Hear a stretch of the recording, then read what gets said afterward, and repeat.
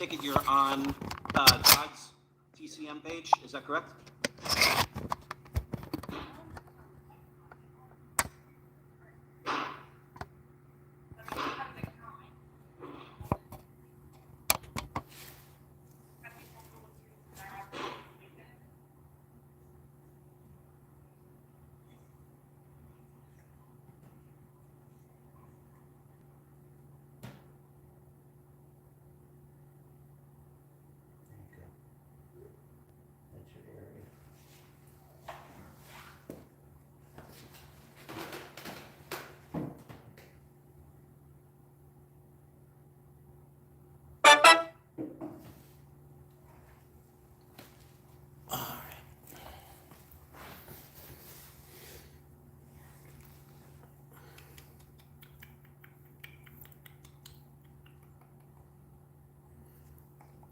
How's it look here, George, on the screen?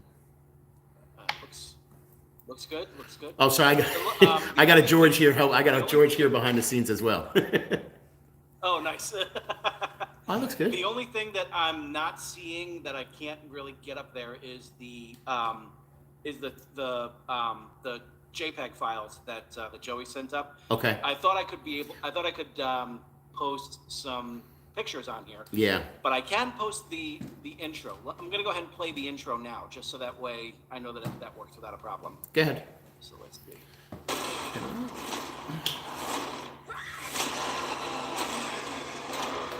Looks like it's you that he wants. I'm not gonna let him kill you. You know evil. You know evil.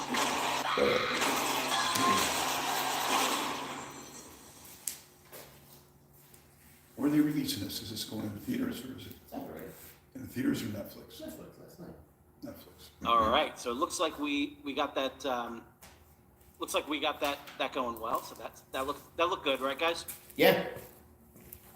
Awesome. And let's go ahead and play the outro right now. Thanks for joining us on Tcmtalk. I hope you had a good time. As we mentioned, Martin Nastles was the on-set makeup artist for the feature film. But a few weeks back, I had the honor of doing the Leatherface makeup for a promotional shoot. Check it out.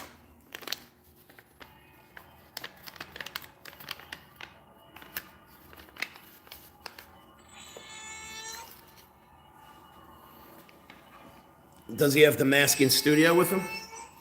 All right, guys, so we are here with the finished Leatherface. You look beautiful, sir. All right, everyone, so I had the honor of doing Leatherface makeup today. To be honest with you, he's not a bad guy. He hasn't killed anyone all day long. I feel like we've bonded with this. What do you think?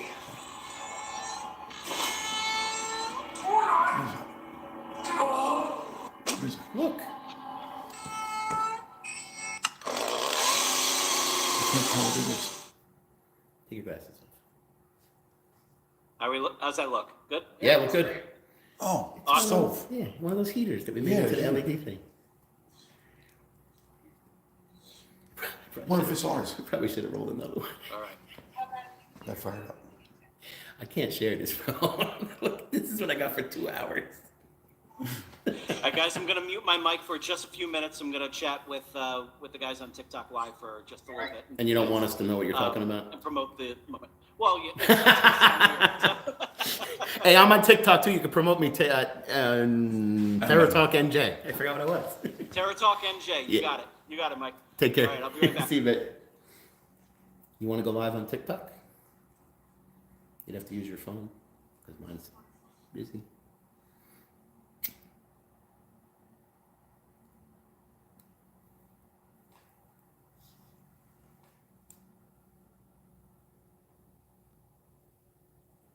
Wow, this is the worst blunt. It's not hitting good.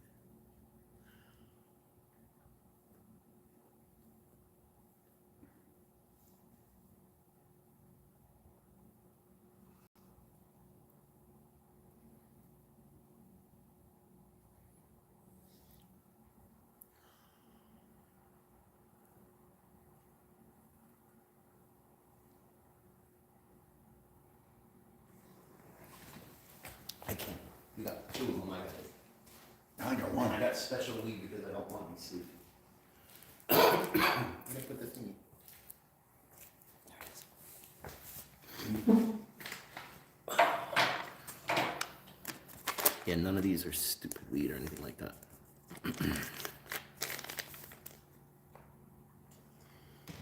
Off camera. Oh, God. Well, if everybody else is gonna fucking mute, I'm gonna mute. You don't get to hear me, bitches. He's got the same kind of color beard going. This is the first. You're really not trying to compare yourself to that dude. He's like chiseled and he's hot and he can pull any girl he wants. He's hot. I'm just saying, the beard, you just jump to conclusions. I know, I just fuck with you. That's all my job is to fucking throw you off path and get you, let you come back. I got a new bag that looks perfect. Should we have Connor as I have no idea what to say to this fucking guy. Kidding. Thank you. Is there anybody on the thing yet? If you have a list of questions, I'll ask. Nope. Good.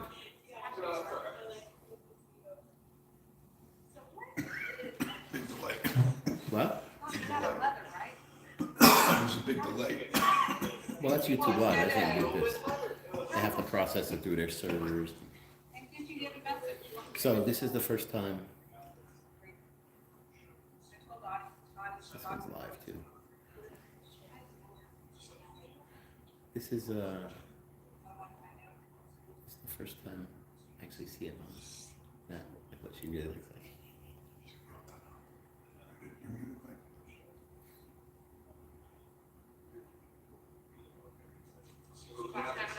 Can you imagine the fucking chaos where she's at? She's right here. Are you gonna use Daddy's camera? She's with him? She's right here. I mean, Can you see the table in the shot? No, you just see very bottom. You see like right here on it. Okay. Oh, What is it? Okay. it's Sky, whatever it was, Nope. and Mac.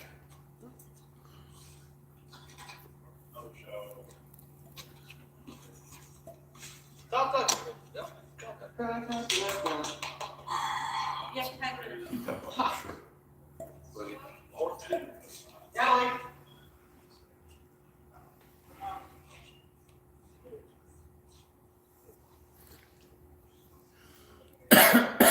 Ah, Huh? Good one. The dragon thing. And I got the yeah.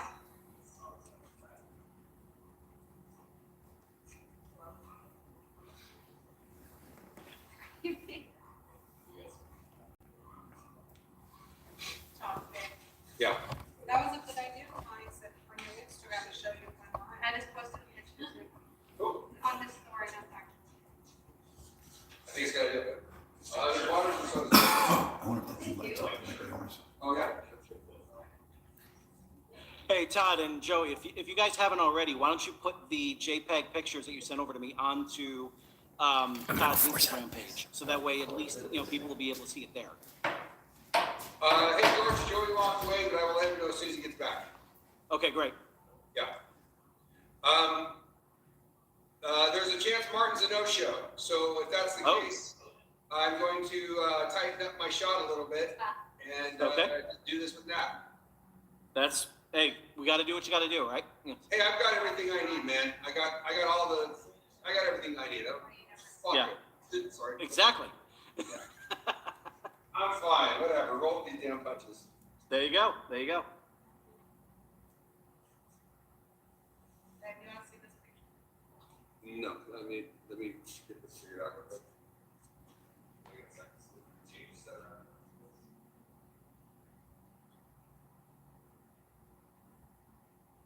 And I'm going to use this moment to grab a bottle of water. So.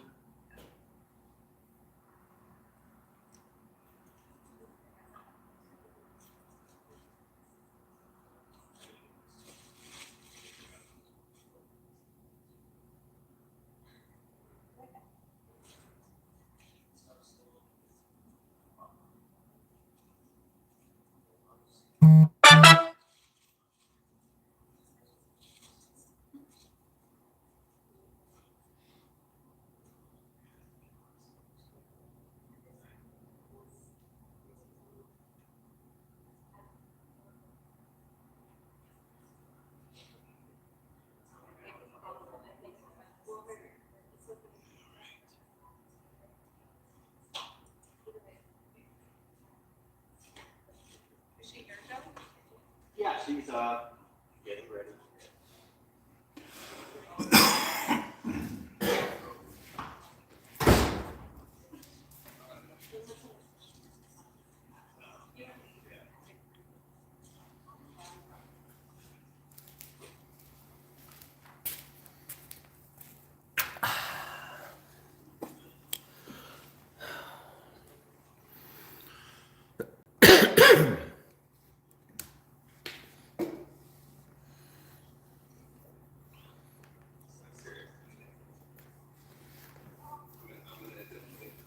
No, you don't have that.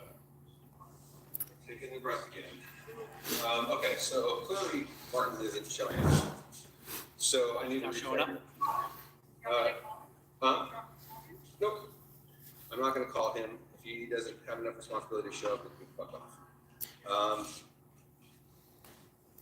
So let's tighten up the shot. Yeah, right there.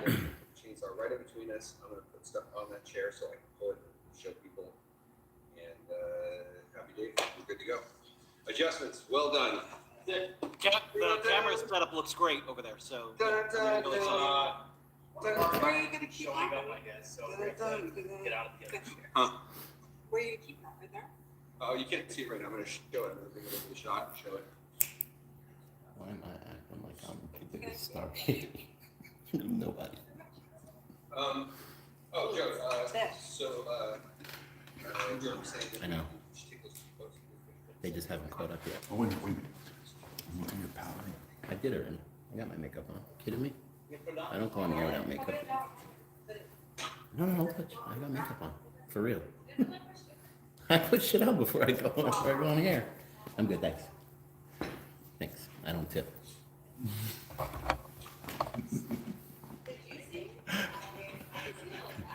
Condition my beard real nice. Oh man, what is he doing? Fired. Security removed him.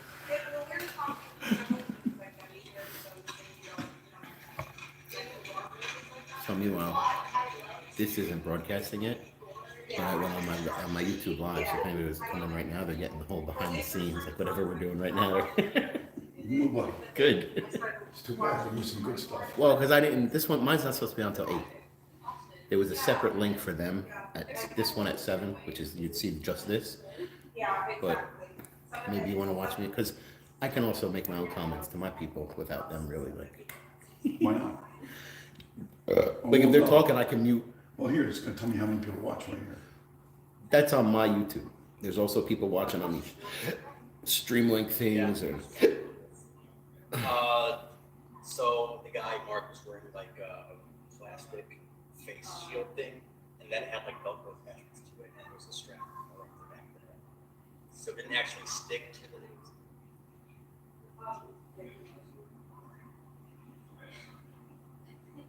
I guess.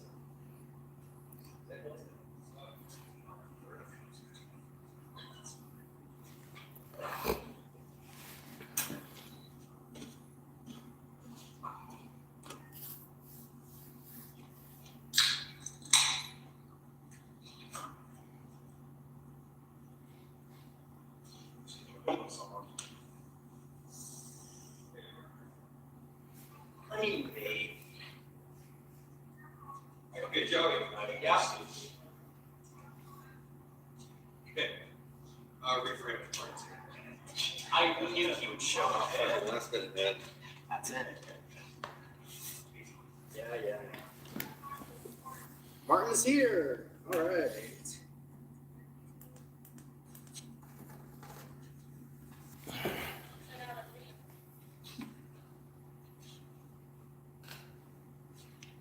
Looks better. I lowered the lighting a little bit. Good. Okay, I want to just sneak. I should have brought my fucking all my stuff I could roll while I was doing. You need a survival kit? No, I don't need it anymore. Well, so you need it I now? actually no. Okay. So here's the point. I was thinking about this today. When I was broken, I needed it all day to survive. Now, if I wake up and I start smoking, it immediately just brings me like, ugh, and I don't like have the motivation to do anything. I don't need it anymore, so I don't like. it's fun, like something like this, like I'm not doing anything. It's like, you know, I could get a little stupid. Okay, now But you're on this side, right here. You got ready to start? You have time to go to the bathroom? Be careful, Patty. Hello, sir. How long will you want? How long? Martin, you right here. Joey, how long? What? How long much longer? Okay. Okay. oh yeah, I didn't know. Yeah, I'm a little drunk. That doesn't even. Astles. Astle? Yeah. Why did it get Astles. blurry all of a sudden? Oh, okay, with the S. Sure. There you are. There it goes. It looks great. How do you, can you guys hear me? Yeah, perfect. You're all good. Is Mike on? Yeah. Yeah, I can hear you just, yeah, Mike's here. Mike's here. Jackie, what? I'm just muted so you people don't hear what I'm talking about. No, I got it.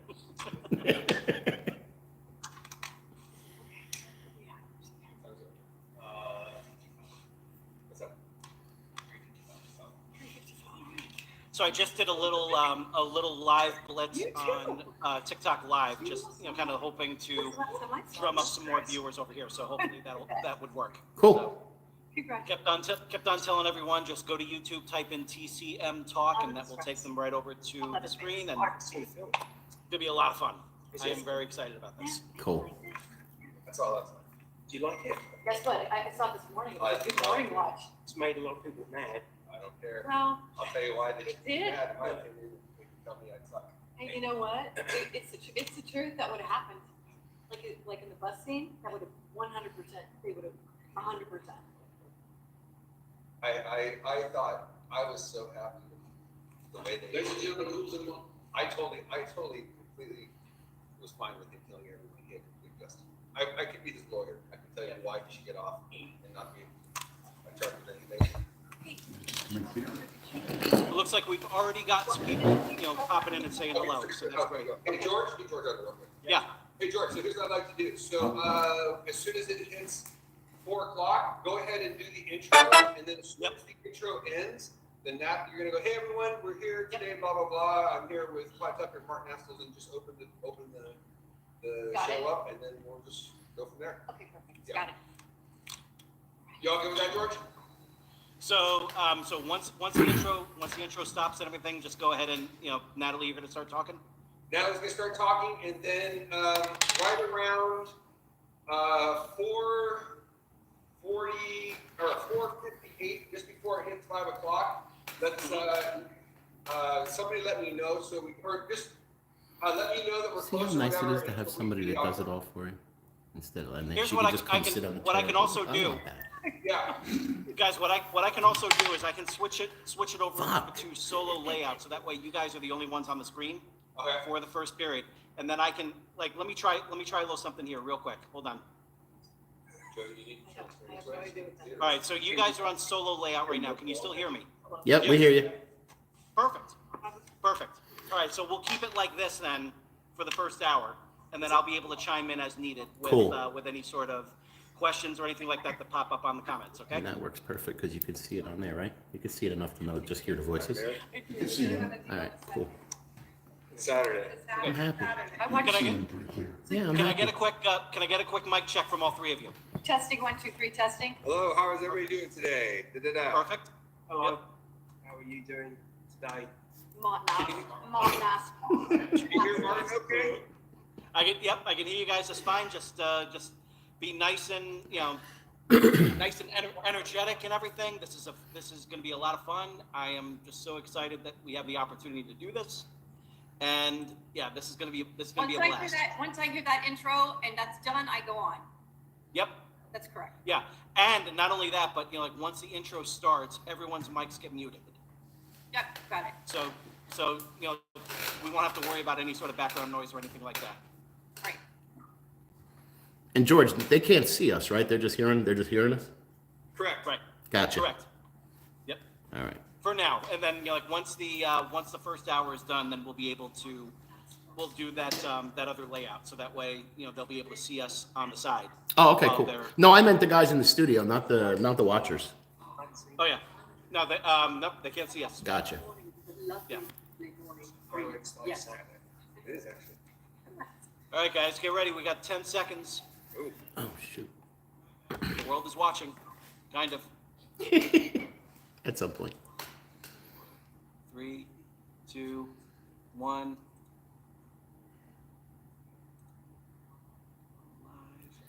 This is Terror Talk with Michael B. I'm your host, Michael B. Take a look at this.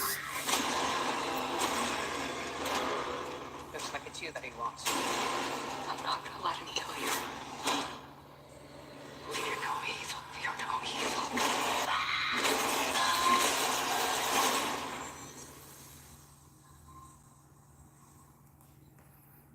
Hello, everyone, and I am so excited to be here at Todd Tucker's Illusion Industries. It's very exciting. We are going to be celebrating Leatherface 2022. This is Tcmtalk. It is on Netflix, Texas Chainsaw Massacre, and today is everything about Leatherface 2022. We are here with the creators, Todd Tucker and Martin Astles. So we're going to watch and this for Todd the Tucker first is the owner hour, and founder of and Illusion then Industries. we'll have an And exclusive with them Martin when that is goes. the You guys can artist, either watch it designer, on and their channel creator or of Leatherface. just watch it here. What's that? I'll make tea as well. Oh, you make, and he's the tea maker as well, Yes. apparently, yeah. He makes great I tea. want you Does to he? say something. Well, Just he's, one you box. He's know, English. that's it. So black tea, I'm assuming. It is black tea, yeah. So you're the key artist, designer, and all over guy for Leatherface 2022. And Todd, this is your studio. We're Right. here, and this is what we're doing. Yeah, How are you? We're great. We are so excited. The movie came out yesterday. We're going to be answering some questions today. So if you haven't seen the movie, you're going to get a lot of spoilers. So I would suggest that you should have already seen the movie if you're a fan. That's it. Very excited about the film. I watched it last night with my family and Good. a family event. A very nice family Right. friendly. I'm looking And, over at Todd's way. I was so pleased with it. It was funny when we got the show. Actually, we had worked with a producer named Kurt Gaines, and he was at Legendary Films, and he gave me a call and he said, "Hey, I need you to help us on this lower budget project that we're doing." And I said, "Okay." And he goes, "I need you to come up with the lead character." And I wasn't, I said, "Okay, sure, that sounds great. What is it?" And he goes, "It's Leatherface." And I started laughing, and he goes, "What the hell are you laughing at?" And then I go, "You're serious?" And he goes, "Yeah, are you going to do it or what?" I'm like, "Hell yeah." So then I came back and knocked on Martin's office door, and I said, "Martin, I just got the most interesting phone call." And I said, "Guess who I just talked to and what they're asking us to make?" And I don't know. And I said, "We're going to make Leatherface." And he started laughing the same way I did. Right. And I go, "No, I'm dead serious." And I had no idea. Now I'm going to throw you props right now. I had no idea that I know Martin is a totally knows so much about movies and horror and everything. That's what I he had said. no idea that Martin potentially might be. It means losing. No. No. Knows more about Texas Chainsaw and Leatherface than anyone I have ever met in my career and in my life. So when we started getting into this, Martin started just telling me all this stuff about Leatherface and Texas Chainsaw that I don't even think most fans know. Right. I don't even know how you know. But ultimately, he has this knowledge of it. So it was really great because Martin sculpted and designed the look. Right. And when we took the sculpture into the studios, we got the job, and literally 2 weeks after we got the job, the world shut down for COVID. Yeah, that's what you had said. And I was like, I wondered what that experience was like. But let's go back to this for Yeah. a second. With Martin knowing so much about the character, I mean, it's kind of like fate, you know? Oh yeah. Right? I had no idea actually that you were that overly knowledgeable about Leatherface. Well, I mean, I know some stuff, yeah, not as much as some people. Oh, but- really? Well, Well, let's be honest. I'll be honest with you. He's being actually very very humble. When he got on set, Martin did become a very much a go-to guy Yeah. for things and knowledge and Of course. everything Leatherface. So it was great that they had Martin on set because Martin was able to give all that backstory and history to just help give that essence of the character. Yes. And so tell us about so you get the job, and then 2 weeks into it, the world shuts down. And what do you guys You do? got 4. It's over. Yeah. It's over. Yeah. Like, we just lost Leatherface. What? And I was like, oh my God. And then Kurt called me and he Can you goes, get that on camera? yeah, screw this pandemic. We're doing this thing. Are you on board? And I'm like, yes, we're on board. So So then Martin and I sat down and we were like, how are we going to get a crew in here? Because literally everything had shut down. No one would even leave their house. They were scared to death to leave their house. And we're like, how are we going to do this? So we just started reaching out to people. And, you know, I will say this, and So guys, while this is going on, I have George over here on the chat. If you have any questions you want us to ask, anything you want to know, just go ahead and start chatting, and he'll answer. He'll tell me, I'll ask online. We'll get you an answer. Yeah, with like the requirements, I mean, with safety. Yeah. I'm sure it was just. No, everyone was scared to death. I mean, nobody knew what was going on at the time. It was brand new. That's true. Yeah, no one knew That's true. what protocols were. Right. How to pay for the shop. So it's all bravely well at that point. And the entire design phase happened on this new thing called Zoom, Oh, wow. which we had never used before. Oh, So everything, that was interesting too, because as we were designing stuff, Martin was designing the face. We had Miles Tevis, who's another amazing artist. Awesome. Miles did 2D designs of Leatherface under the mask, so we could start coming up with what that look was, straight makeup look. And then we had another guy named Wardrobe too. And well, that was John Donahue too.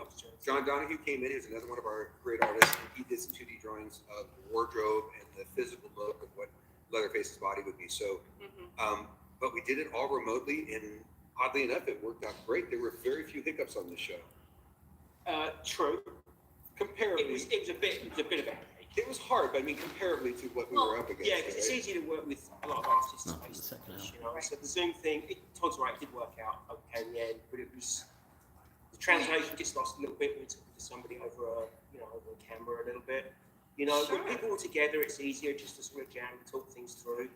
But when you're trying to describe an apron or a written face to somebody, I think sometimes it gets a little tricky. Well, I mean, I think about it, and I think about how that would be, you know, in this new world, and you guys are like 2 weeks into it of not knowing at all this kind of new world. Yeah. And so you guys basically got a crash course in it. Probably this will serve you well if anything should happen again. I mean, you'll have a crash course in it and know how to do it. We had a creative seriously. team. Yeah, we had a creative team working here, probably 10 to 12 people total.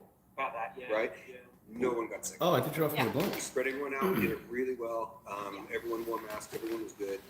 No one got sick. And also, when Martin went on set in Bulgaria, Got him to smoking. put makeup on, no one got sick on set either. No, that's actually, I mean, producers did an amazing job on that. Because again, I think we were only one of maybe 3 shows shooting in Europe, I believe. Right. Everything was shut down. Yeah, and nobody knew how to behave on set. You know, it was such a crazy time, especially for makeup too, because obviously we're touching the actors and dealing directly with the actors. Right. So hands-on breathing, everything. Yeah, so like it was full face masks initially, and sterilization of makeup stations every day. You know, and for the first couple of weeks, it was using like one set of brushes, and by the end of the day, you throw them out, start with a new palette. You know, you couldn't reuse things. Right. So You still can't. you still can't. You still can't. Set day, you have to, every brush can't be The used for different protocols for the actors. sets now are Yeah. just over the top. Sterilization. It's just over the top, but that's what I mean. You guys really got a crash course in this, and It was, 2 weeks into it, it's kind of a story within a story, really. Yeah. it was So, tough. yeah. We were able to actually go to a few of the first meetings at Legendary, Anything you which say, was right down the listen street, to us, luckily. and then And go back and the watch. very first thing that we did was that Martin Don't sculpted, think anything. we grabbed a head cast and Martin sculpted a design of what the Leatherface would look like. And I remember tell when my Martin showed it staff to now. me, it was interesting. It was Talk interesting about because as he we're had a really recording. sad, somber face. And we both went, you know what, they're gonna fight us on this.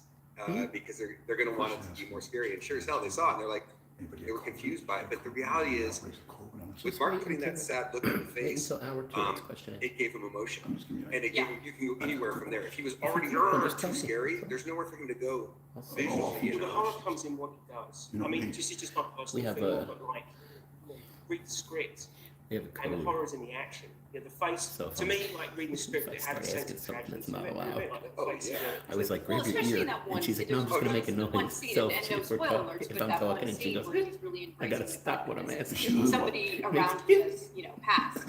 Yeah. And She came up that really was a You gotta pretty do that. emotional scene with Leatherface. Yeah, So no, I thought, for those of you who haven't seen it, I won't spoil it 100%. oh, you know what, it's Oh, gonna get I'm gonna spoiled. spoil it. I promise. Yeah, don't worry, we're gonna There- spoil I it. think- If you I didn't personally watch think it, don't be, you should come back and watch this later. My favorite thing about the movie is that I literally, they showed you a side of Leatherface that I haven't seen before, where you saw the humanized version of why.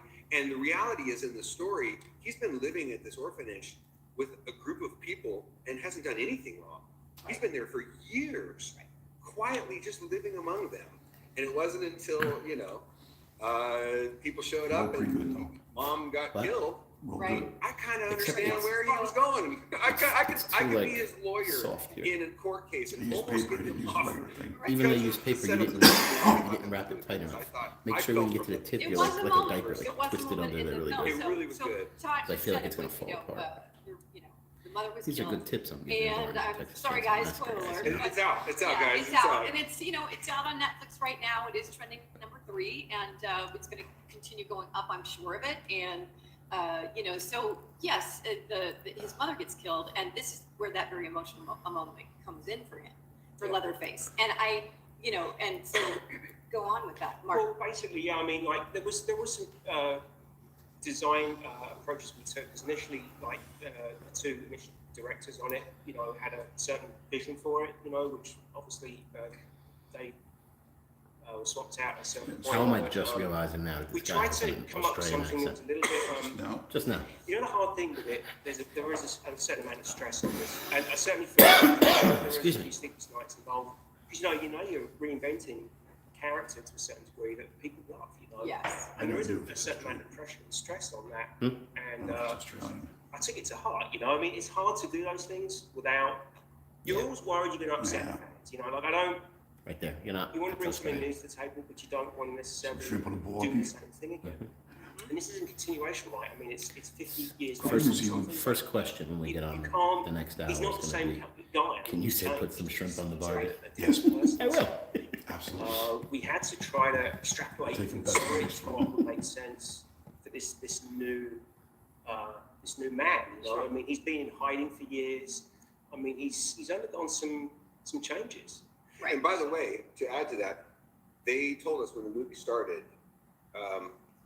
the first movie is the only thing that exists. Erase everything after that. Got We are literally taking place as if this story continued from the first movie only. So that was our, we knew that going into it. And I'm going to show you this right. This is kind of similar, not exact, but this is kind of similar to what Martin Sculpin that we ended up taking in. Yeah, we get some. This is where we get the behind the scenes and some the secrets Yeah. behind Leatherface. So we took a generic head cast, but Martin had sculpted a face on the head cast that was pretty similar to this, almost exact. Huh? Yeah, except he had hair. Guys gonna auction that off? But we took that off today. But Do a pretty raffle? much that was it. Yeah. Yeah. And except for the display, thank you very much. Yeah. And I did do a madder version though. There was a version where he pulls his face into an expression Right. and he pins it with. Remember the guy he opened Graveyard Gallery it's much more in sort of Butler? an aggressive look. He came But to the it shop a didn't couple really times. I was work. going to get a couple big Kind of, pieces from him, and his warehouse got flooded and whatever. So I still talked to him. Right. It looked a bit I sort had of remembered effective. seeing a kind of while ago distracting. that he had posted a like Leatherface. the elements that make your eye kind of go to it. Just- I went back to his It's Instagram, just- and at he the made time one. it was It's like that bust you just saw, but it's kind of a neat like all look, but latex. It's like, too- like realistic. Which is too much. So I So messaged him to see if I decided could get to it put to, more bring to the of show, but a he's got some family sickness kind of in look on the face North movement. Carolina or Right. something like that. And just get the same. And I was going to show the picture, but But it played they don't have a way to into the upload the scenes where picture. he's, Well, look. when he's in there smelling mom's clothes after she's dead, Right. and he's looking. That was a really impactful It scene. was great. I mean, having him being able to have that sorrow look. Yeah. It was kind of like, with Michael Myers, it was a face of complete blank, right? But Right. that was- blank that's worked yeah. so well because you read into that, and the horror came from the character. I loved it when I saw this because I was like, yeah, that sad look is going to be great. And like, when we showed it to the studio guys, they were like, "Are you sure?" And we were like, "Please trust us on this one." Right. Well, I mean, So- I think it also leads, like, with Martin saying, you're saying, I think it also leads into the fact that when these crazy kill scenes come in, like Alvarez really went over the top with these kill scenes. Yeah. Like, but the two things that they're talking about in this movie is Leatherface and the kill scene. Yeah. You know what I mean? And that must make you guys feel awesome. Yeah. Because, I'm like, Leatherface 2022 is a hit, meaning this character is a hit. So, that's notably what's being talked about. And these kill scenes, because I just, it was a very easy Saturday morning watch for me. watching this movie this morning, and I'm like, was on the edge the entire time. I'm like, God, it's like early morning Saturday, just an early read, Right. and but like the bus scene when he's in there with the bus scene, Awesome. awesome. But that kind of that little sorrowful face, but what a kind of an abstract type rock, the irony of that, Right. kind of that kind of sci-fi, which is crazy kill. Totally. Yeah, Like, you've got that. Well, the thing is, like, I have to give props to Payday for all that. To me, and I think even David corrects it a bit. Like, no matter how much blood you would use, you'd have to put more on top of that. He did say that. Yeah, He said, Fede was like, no, if you have blood, just give me more blood. That's right, pretty much. Yeah, if you think you got enough, just add more. And that was exactly the right thing to do. So, but of course, the downside of that is like it becomes a swimming pool of blood. So if you're stuck in the middle of it, slip sliding all over the place. I mean, it was pretty dangerous, I can tell you, and especially on that bus. And blood continuity on this movie was probably one of the biggest nightmares. Twist one. That's tough. Blood continuity is hard. But also too, I want to, before we go too far, I want to give props to Mark Burnham who played. Sure. So Mark came in. This is his head cast right here. Mark came in. We did a head cast on him, and he was great. And you got to give him props. He killed it. And he literally killed it as Leatherface. That's right. And it was cool because they do show him as himself, briefly throughout moments. So it was important that his look also. So I want to show also too, George, if you can pull it up. There was a design that we did that Miles Tevis did of what Mark would look like underneath the mask. And then there's also a picture, if you can show it, of what the final look for Mark was. And that's actually going to be available on your Instagram page. Copy that. It's on our Instagram right now if you want to see those images. But it was important to also come up with his look for the underneath before we did the mask. So, and Mark, did you see that high-tech action going on there? Pull that image up. It's on the Instagram. Just we wanted to play around with that a little This bit. is high budget. But it was always going to be very obscured shots. You're never really going to see him, full on. Well, you do see him full on, but not sort of like fully lit. And, right. He was always very shadowy and obscured. Yeah. But I do have to agree with Todd. I've got to give Mark huge props for this. He worked so hard to sort of nail that original feel of Gunner. He wanted to bring that back into the script. He's Gunner. There was some body language that he got from Gunner. And Mark really worked 7 days a week on this, 24 hours a day. He was always like... It's not us, guys. That's them. Researching that role and bring, something a little, not newer to it, but sort of just making that character a little older. Yeah. So, he worked very hard. Yeah, you right guys out will of be the able to go gate, back and watch this on Tcmtalk. And then It's on our in the YouTube movie, channel. the feature film That's is where it's 8 on right minutes now. long. Yes. So it's that's what you're fast, seeing so it's here. fast, and Yeah. it's If you fast, miss and anything, it you can always go kills, back and and watch it. that's Yeah. why you're exhausted, right? You're exhausted. You're like, oh my God. I don't know. I was left wanting more, Yeah, actually, and I- because it ends pretty fast. Like, whoa. Yeah, but I think that's notable that it was 80 minutes. Yeah. And obviously done by design. I always feel like if you leave the audience wanting more, you're better off. Yeah. Because for me, like a 3-4 hour movie with 6 endings, Yeah. I can't sit through that. I think like short and sweet. It was hard fast, like a freaking Ferrari. Yeah. Now, I know we have some questions from some of our guys that are on. Yeah, on we waiting. want to make sure that we take a break right now to answer any questions from our media or any questions from our attendees here. So we want to say hi to you guys and any questions? Hi, yes, we do have some questions coming in. This is George, by the way. We are seeing quite a few questions coming in, and the first one that we got over here is from Joey Titman, who is asking, so why a Poulan 306A instead of the 245A? What? Is that the chainsaw number? Oh, they're looking at the. Oh. That's not the correct chainsaw. No, this is. Yeah. Well spotted. Wow. So this viewer wants to know Well played, Joey, well played. what model of This is one that I chainsaw. actually was given by somebody. You guys are recently, intense. And so it's not an exact duplicate. It's the same color and the same model, but there's some modifications No, that it's are. not the same chainsaw. It's not even the same. No, a fan can know. Oh. That was uncomfortable silence. It was used though as a stunt chainsaw. So. But the chainsaw from the original movie is in this film. I mean, it isn't one Right. that's used. So I mean, you know, The original chainsaw from the film is the one they used one for of the the film. yeah. Oh, amazing. Yeah, and we actually had it here at the studio a couple weeks Did, ago yeah. for a shoot. So And we didn't play around with it at all. no, at all. Yeah. Not at all. Nothing. No, Nope. you guys wouldn't do that. So I would never do anything like that. We All also right. have quite a few comments coming. We also have quite a few comments coming in. We have CJ Schweigert saying this movie was gnarly, loved it. Awesome.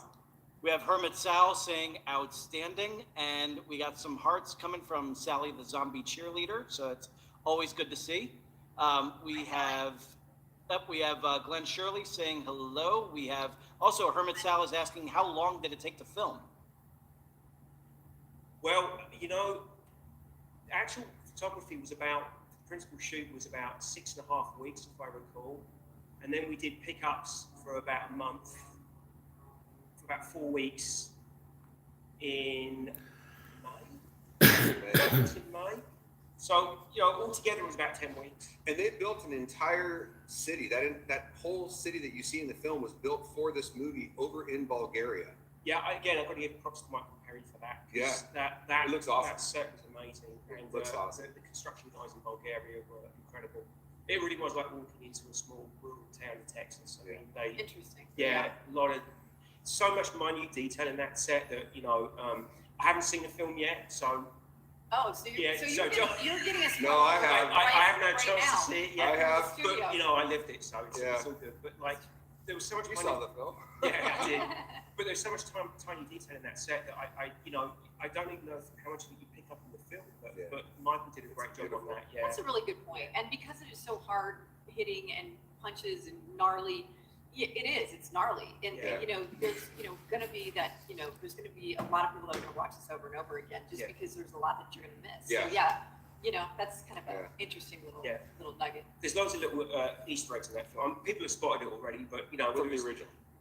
Well, no, but things like, you know, registration plates, the population of the town. There's all sorts of Easter eggs hidden throughout the film, so people have been Oh, very nice. You got to kind of watch So- it a few times to find the Easter eggs. Okay, Yeah, so, all right. so what Martin's saying is there's quite a few Easter eggs. Yes, what they just That's told great. us is if you George, watch the what else you film, got there's a out bunch of there? little Easter eggs, We have a vehicle little something from registration, Horrorfest signs on the saying, buildings. since you guys were talking about how You guys wanna check gnarly that out. everything was, he said the look of the mask was perfect, pure nightmare fuel, and it's been over a decade since Leatherface has been this scary.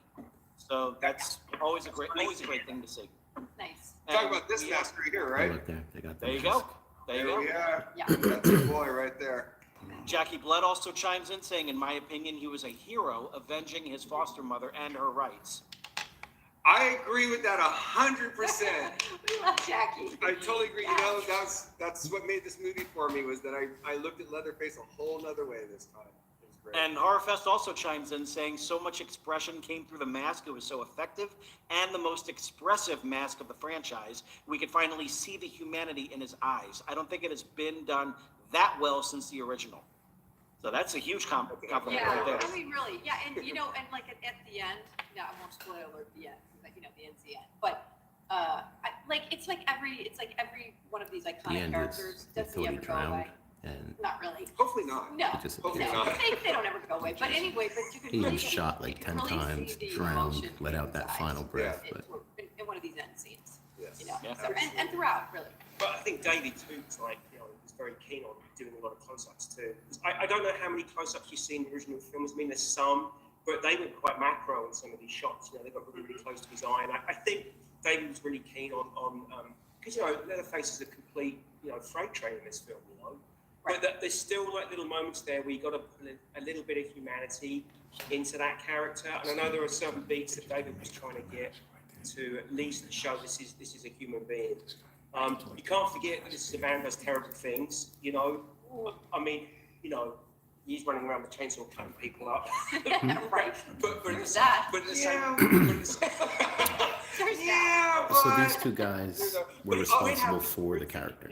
So all the everything you see, they invented it. They made All up the the guy. time. That's And I what don't know they if it's were just saying. because, you know, So these guys made him, but invented the ultimately, new, because it's not the the way same they as the set other him one. up, So they took the old character and they felt made it. for him so much. That's For, what they did. at least for me, I was like, yeah. No, these that's people, they're, you know, maybe they he came was to a these little guys and far, said, you "You're know, in charge of Leatherface." That's how we started maybe, the but you know, he was interview. justified. Mom was taken away, and that was the last bit of sanity, string No, of sanity delusion. left in him. Industries got is the that. You got it. studio. And Yes. David did a great job Yes, as the one part on of it. the I mean, that film is Hmm. beautiful. You stop each frame of that movie. I mean, it's like, it's a picture. It's a really beautifully made film.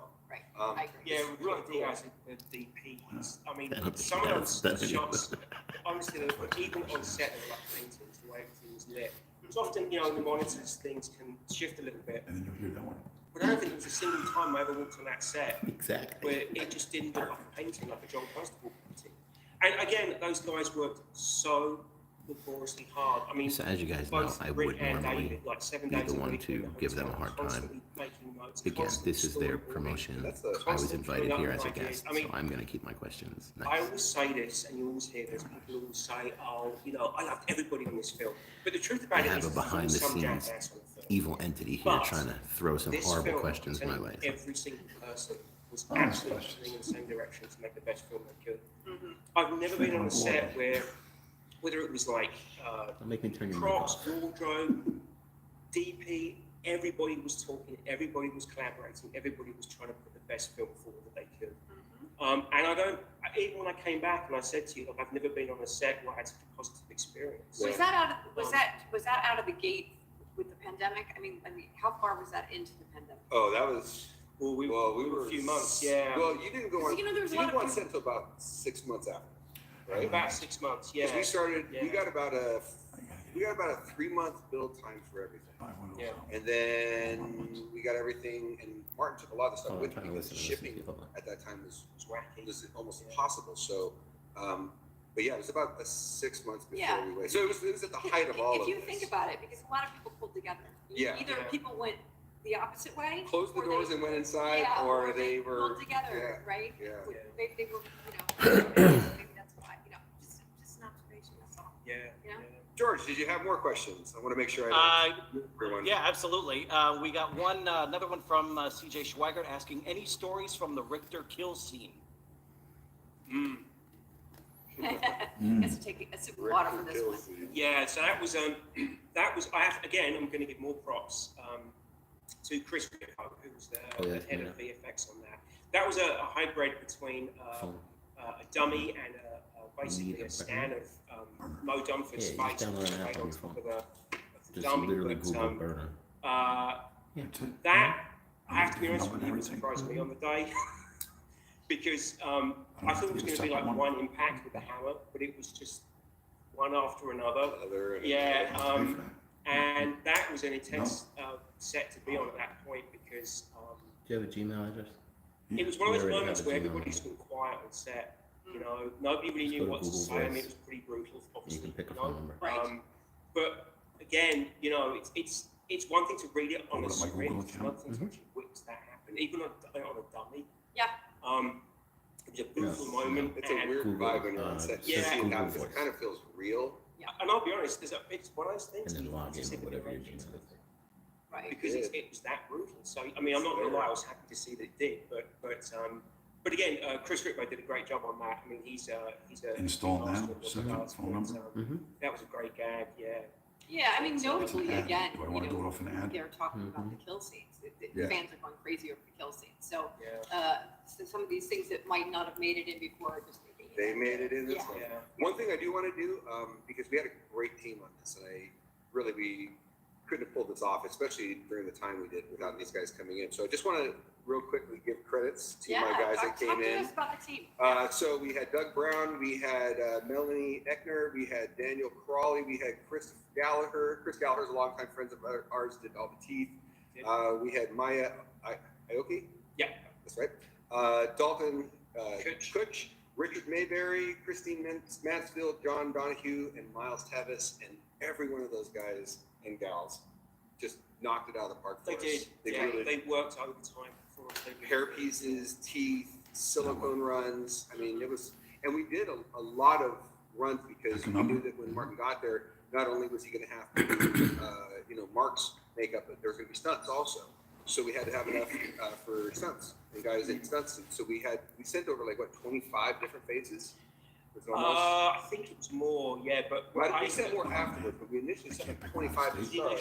initial chicken Yeah. about that. And teeth also. So I mean, There was Well, a and lot of everything fans. was a mask because there's actually almost like 20 different looks. Yeah, with I different was gonna masks ask, in the how film. many actual masks were there? I think we had just over 30 at Yeah. the end, but everyone was used. There was not one spare. And every Really? single one of them had punched eyebrows and punched lashes and all this detail in them. So that it wasn't like just, get a silicone piece out, paint it and throw it in a box. I mean, it had to go through this whole process for all the detail, and it was, 30 masks. yeah, it was, Yeah, it was a Yeah. lot. quite a yeah. bit. Yeah, Because again, continuity meant that, for everyone, for Mark, of course, the hero, there might have to be a stunt backup. So I'd have to hand paint the blood on each mask to match, because the thing is, like, on a film like this, because there's blood flowing everywhere, Yeah. you can't predict it. Because initially, when we were prepping, it was a huge concern of the entire production, like, how do we keep up with blood continuity? yeah. And I didn't have an easy answer for them. It's like, I don't know. That's I don't amazing. know how that blood's going to fly, because if physical effects are firing blood out of a blood cannon, or if they're firing it out of a fire extinguisher, I don't know how it's going to predict or how it's going to land on the mask. Yeah. Blood gags are hard. Well, the funny thing You is, can't gauge them. They're hard. They don't, you can't really know what to expect. You hope it goes a certain way, but they're really hard on set. but again, yeah, I mean, like, we had, This movie is nothing but blood. well, we ran out of blood. Everybody ran out of blood. Yeah, I was gonna ask, I mean, it was- like when we were talking about blood, which we are, if are you literally talking about blood cannons and? Oh, it was everything, yeah, every type of gag in the book. I mean, the physical effects department did a fantastic job of building a lot of blood rigs. Yeah. But I mean, there were times where, like, if there was splats across the face, like, there's a scene You where. must have been so stressed. I mean, not terribly stressed, but you must No, I have was really really been. stressed. Yeah, you must have been. I was. I mean, I would have been like, oh my God, 30 of my mask, Yeah. So I was stressing like crazy. It's There was hard some- too because we couldn't get replacement stuff for him. Yeah. Like if Well, he yeah. had what he had, because if Yeah. we couldn't get more Verifying. things to him quickly if he needed it, and supplies there weren't like. No, that easy I to did get run out hold of stuff a lot actually, but there was a makeup team out there run by Anna Andreeva, who's fantastic, and she had a team, Iskra and Yana, who were her assistants, which helped a lot with just helping me keep blood fresh on set and shipping me things that I couldn't get, because I did run out of a few things out there, because I don't think anybody expected that we would burn through so many materials. right.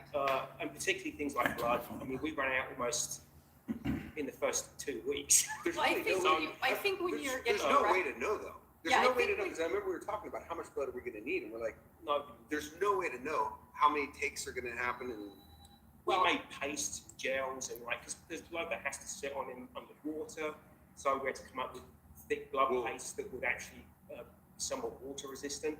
And of course, a lot of films in the brain. right. So the Yeah. one thing that blood and silicone don't like is water. So often Yeah. between takes, I was running in and having to match, hand paint the blood back in. But I was spraying the masks in sealer and various different coatings to try to lock the blood on. It was somewhat successful, but it was just a hell of a lot of maintenance. And of course, we're shooting at night all the time. So, you're running in there with lights and having to light the face correctly, rematch everything from the last scene, get them back on set, seal everything. And then, of course, they're letting these giant, these rain bars, and they've got this, they've had loads of these rain bars, they were everywhere. But immediately it's washing the blood off, right. So you have to just hope that they can get the scene filmed quick, so you can run back in there and just match everything again for a second, third, fourth take. But yeah, it was bloody Bloody stressful. disgusting. bloody stressful. That it Bloody was. stressful. George, do you have more questions? Sure do.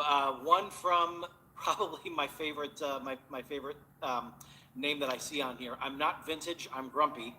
Asks Todd, tell us about Halloween Wars. Oh, Halloween Wars. Oh, wow, that's a segue. Halloween Wars. Random. Not Texas Chainsaw, but Halloween Wars was fantastic. I got to be on episodes season 7 through 10. I had a great time on there. They ended up changing the format and going a different direction when they got picked up by Discovery Plus. But the times that I had, I got to bring puppets and put makeups on myself, and Shinman and Jonathan and everyone, meeting all the celebrities on set. It was fantastic. So I had a great time. That was a really good time for me on Halloween Wars. Yeah. Fantastic. And we have one from Horrorfest saying, there is a photo circulating that shows what appears to be Leatherface laying on the ground reaching for his mask. Lila is holding some kind of bar/tank. Was that of the original ending? No.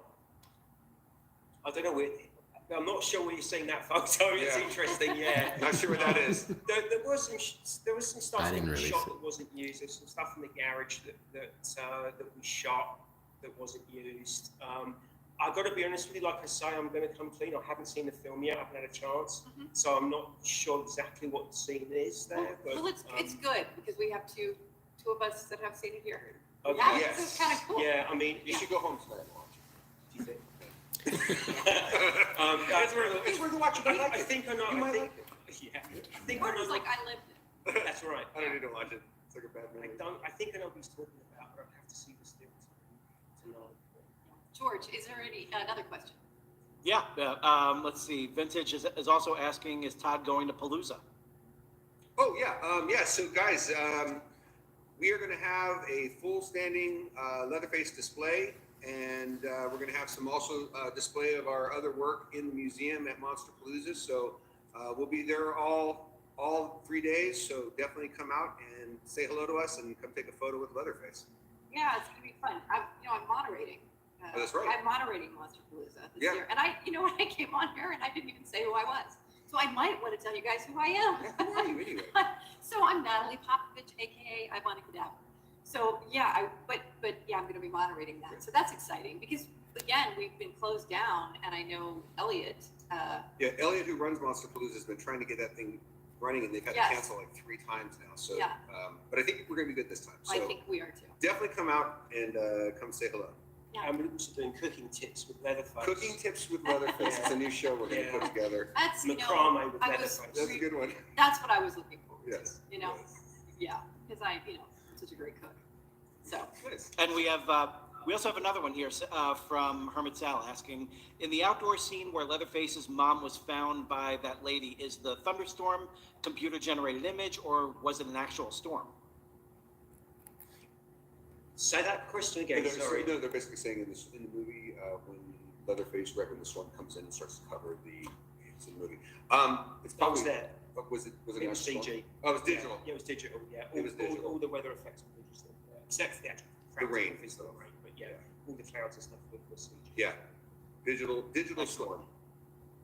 And we also have Jackie Merson adding, perfect timing for the continuing saga of Leatherface. Interview is well done. That's always good to hear. And Horrorfest also says you really sympathize with Leatherface. Had these events not transpired, he very well could have spent the rest of his days in solitude. that's right. Yeah. And CJ I think he deserves Schweiger also- another chance myself. I think he was misunderstood. Hey, I just So that's the kids on the bus. Still, that's right. True. Yeah. The bus scene. Yeah. Whoa. Yeah. We also have CJ Schweigert asking how involved was Fade Alvarez in the character design of Leatherface. He was fully involved. Yeah. He was fully involved. Even even when I was out in Bulgaria, he would do Zoom calls. Fade was fully involved from the start, and even when we were into testing, because there was a period of days where I was testing the look on Mark and we were changing things up. Fade was fully involved and we tried all sorts of different things too. There was some masks where we because initially, it's quite a clean cut, but there was some tests that I did where we were cutting more hashes and slashes into the mask and changing the color tones a little bit, and the actual the mask itself is actually attached to an underskull that's covered in Velcro, and you can actually sort of tweak the mask a little bit and reposition it to get slightly different sort of affectations on the face. But we filmed a lot of stuff and took a lot of stills, and Fede saw things, as they were being shot, and he was, giving direction all the time with that final look. So yeah, he was always involved. And then this was a great one because we hadn't worked with Fede before. Fede's company, Bad Hombre, had done the remake of Evil Dead and Don't Breathe, and they were doing some great stuff. Oh yeah. We had worked with Herb Gaines, who was at Legendary on the films G.I. Joe Retaliation and Jack Reacher 2, Geostorm. And then he went and started working for Legendary, and he was the one that called us on the job. But then when we found out that Fede was in the mix, and we were working with both Fede and Herb on this. It was really cool because it was an open door to me, work with Fede. And again, I've got to give props to Herb because he held that production together during COVID, you know, and that was, I mean, nobody knew what they were doing. Right. You know, that was such a crazy time. I mean, honestly, we were trying to get things together. It was nuts. In fact, during prep, all the prep meetings were held on a sound stage, and everybody had to be like 30 foot apart on their own little table. It was all new. It was all new, and everybody was being very, very cautious. But Herb did a great job of running that whole show. No one got sick. No one got No one sick. No one got sick. Do you have a question? I have a few questions. Yes. Somebody asked or says, I'd love to get a better view of inside the mask to see how they would put it on their set. Show the show I was gonna ask you guys about the true process of these masks. There's a number of magazine articles that we did that actually, if you check on my Instagram, I'll give you guys links to them. We have photos in those magazines that actually show the silicone appliances. It shows the sculpture of the teeth. It shows a lot of the behind the scenes stuff. So we'll make sure that stuff's available for you guys to check out. And also, just remember to go to @Todd Tucker official on his Instagram, because that's where a lot of these pictures are going to be. Todd Tucker official, and we'll have a bunch of stuff up there for you to see. Yeah. And what else did you have? You know where The to go. other question is, how does it feel to create such a legacy character? Stressful. Scary. Yeah, I want As scary as Leatherface himself. Well, it was a lot of Not stress. grateful. Like, Nothing like I said scary, earlier, stressful. don't- Most of the answers they gave. I took this really seriously. We all did. I mean, you know, it's a huge undertaking to come up with that mask, and There was a lot of question of how people were gonna respond because you're always going to upset people. Like no matter how hard you try, it's part of the process, you know. But you just hope that you'll strike a note that maybe people will relate to this in the same way they did to the first look, you know. we also Times have changed. times have changed. We Yeah. also had a couple different design looks for the hair. At one point in time, the hair was a little bit longer because it was going to be potentially some of the hair left over from the mom character, and we did some designs with that. And ultimately, we just decided that didn't work, and it went to this look where it's the wet down, you know, more flat hair. But I do think, and what I've been hearing from people is they're really happy with the look. It has a very organic look that matches the storyline and what's happening in the storyline. So I feel like, and as we were reading through the script, it was very clear, kind of, you know, the tone, at least in the script, whether the movie translated that way or not, the tone of what this was going to be. So the somber face and having him look just kind of, you know, making the skin and everything look really translucent and real. And I think, you know, it was just, for me personally, I really liked the final look of what he was like. At the end of the day, though, it's Mark's performance. Because no matter how good a mask can look, you know, you don't want the makeup wearing you. You have to wear the makeup. Mm-hmm. And Mark really, you know, worked that mask. You know, he really embraced it. And, you know, many a time he would put that thing on and he'd just spend a few moments on his own, just, you know, finding that character. Right, you finding know, the voice. Mark, if you're out there, great job, man. Yeah, for sure. But he was a trooper because, again, I've got to say, like, a lot of night shoots, the conditions were so cold out there, the blood was freezing. I mean, it was like a lump. Wow. He was a complete trooper through that. Again, it's all outdoors. Mm-hmm. You know, it's sub-zero temperatures. I mean, he was, Intense. well, when you're covered in blood from head to foot, let me tell you, that is a very uncomfortable place to be in. So I was constantly keeping him hydrated. We have to spritz him down to loosen the blood up all the time, especially around the neck, because, you know, if you wear blood around the neck, it's a very uncomfortable thing. So you have to keep getting in there with warm water and spraying him down and keeping his hands nice and lubricated because he's holding the chainsaw all the time. Right. So the last thing is that thing flying out of his hands and hitting somebody in the face. There were some pretty wild scenes with him throwing that thing around. You know, him throwing the chainsaw was Was something amazing. that was really a cool aspect of Yeah. his character in this one, because he literally takes the chainsaw if he can't get to you and has a twisting way of throwing it where Absolutely. he can kill you from 30 feet. So it's pretty. There's some pretty cool things that he does in this film that I have never seen before as far as his character. Yeah, and it goes back to what Martin was saying about how, you know, you're playing this character. You know, you're not just wearing this makeup. No, and Mark Right. brought that to it, and that's I think, you know, the combination of Mark's performance, the look of the film, the direction. I mean, it just feels like for me, it just clicked. I was into it, yeah.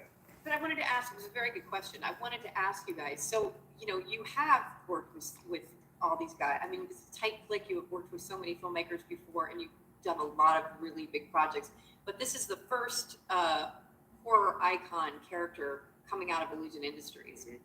We've done a lot of different horror films like Ouija and Yeah, but you're talking about like, you're talking about the big top five, right? the Like, five. That's There's it. the You top got five. Freddy, Yeah. you got Jason, you got You got Michael, you got Chucky, and you got Leatherface. Leatherface. And so, Chucky doesn't count. No, I'm kidding. No. well, I think he does. does it? I don't. Yeah, he does. He does. But I mean, there's a top one. So this is a horror icon, notably. Yeah. And so, I wanted to ask And you the guys. first. Right. Right, the first That's- started. Arguably. Yeah, you have to Arguably. give Texas Chainsaw props because literally there was nothing like Texas Chainsaw for the most part back in the 70s when that came out. Right. And that really sprung the Michael Myers, then the Jason. I mean, it really was the beginning of it. So regardless, you got to give them credit Yeah. because that performance is really what I think made Yeah. that work. Yeah. So, Thanks, man. Rest in peace, guys. George, do we have any other questions? We do, actually. We have one from, just bringing it right back up here. We have Glenn Shirley saying, all the effects were amazing. Great job. What was the hardest prop to make? Well, we at Illusion concentrated on Leatherface. So there was other companies that did some of the other effects in the film that were locals there in Bulgaria. So prop-wise, for us, it was really just focusing on Leatherface for the most part. Now, Martin did supervise the majority of the stuff that was going on set because he was there and he was the guy that knew everything and knew what was going on. So, but there was other companies that did the props and some of the other gore effects. So we were all about Leatherface.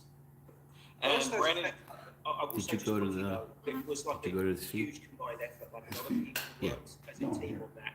Because sometimes the answers asked to where those to find the gags link. weren't necessarily Yeah, text them. there.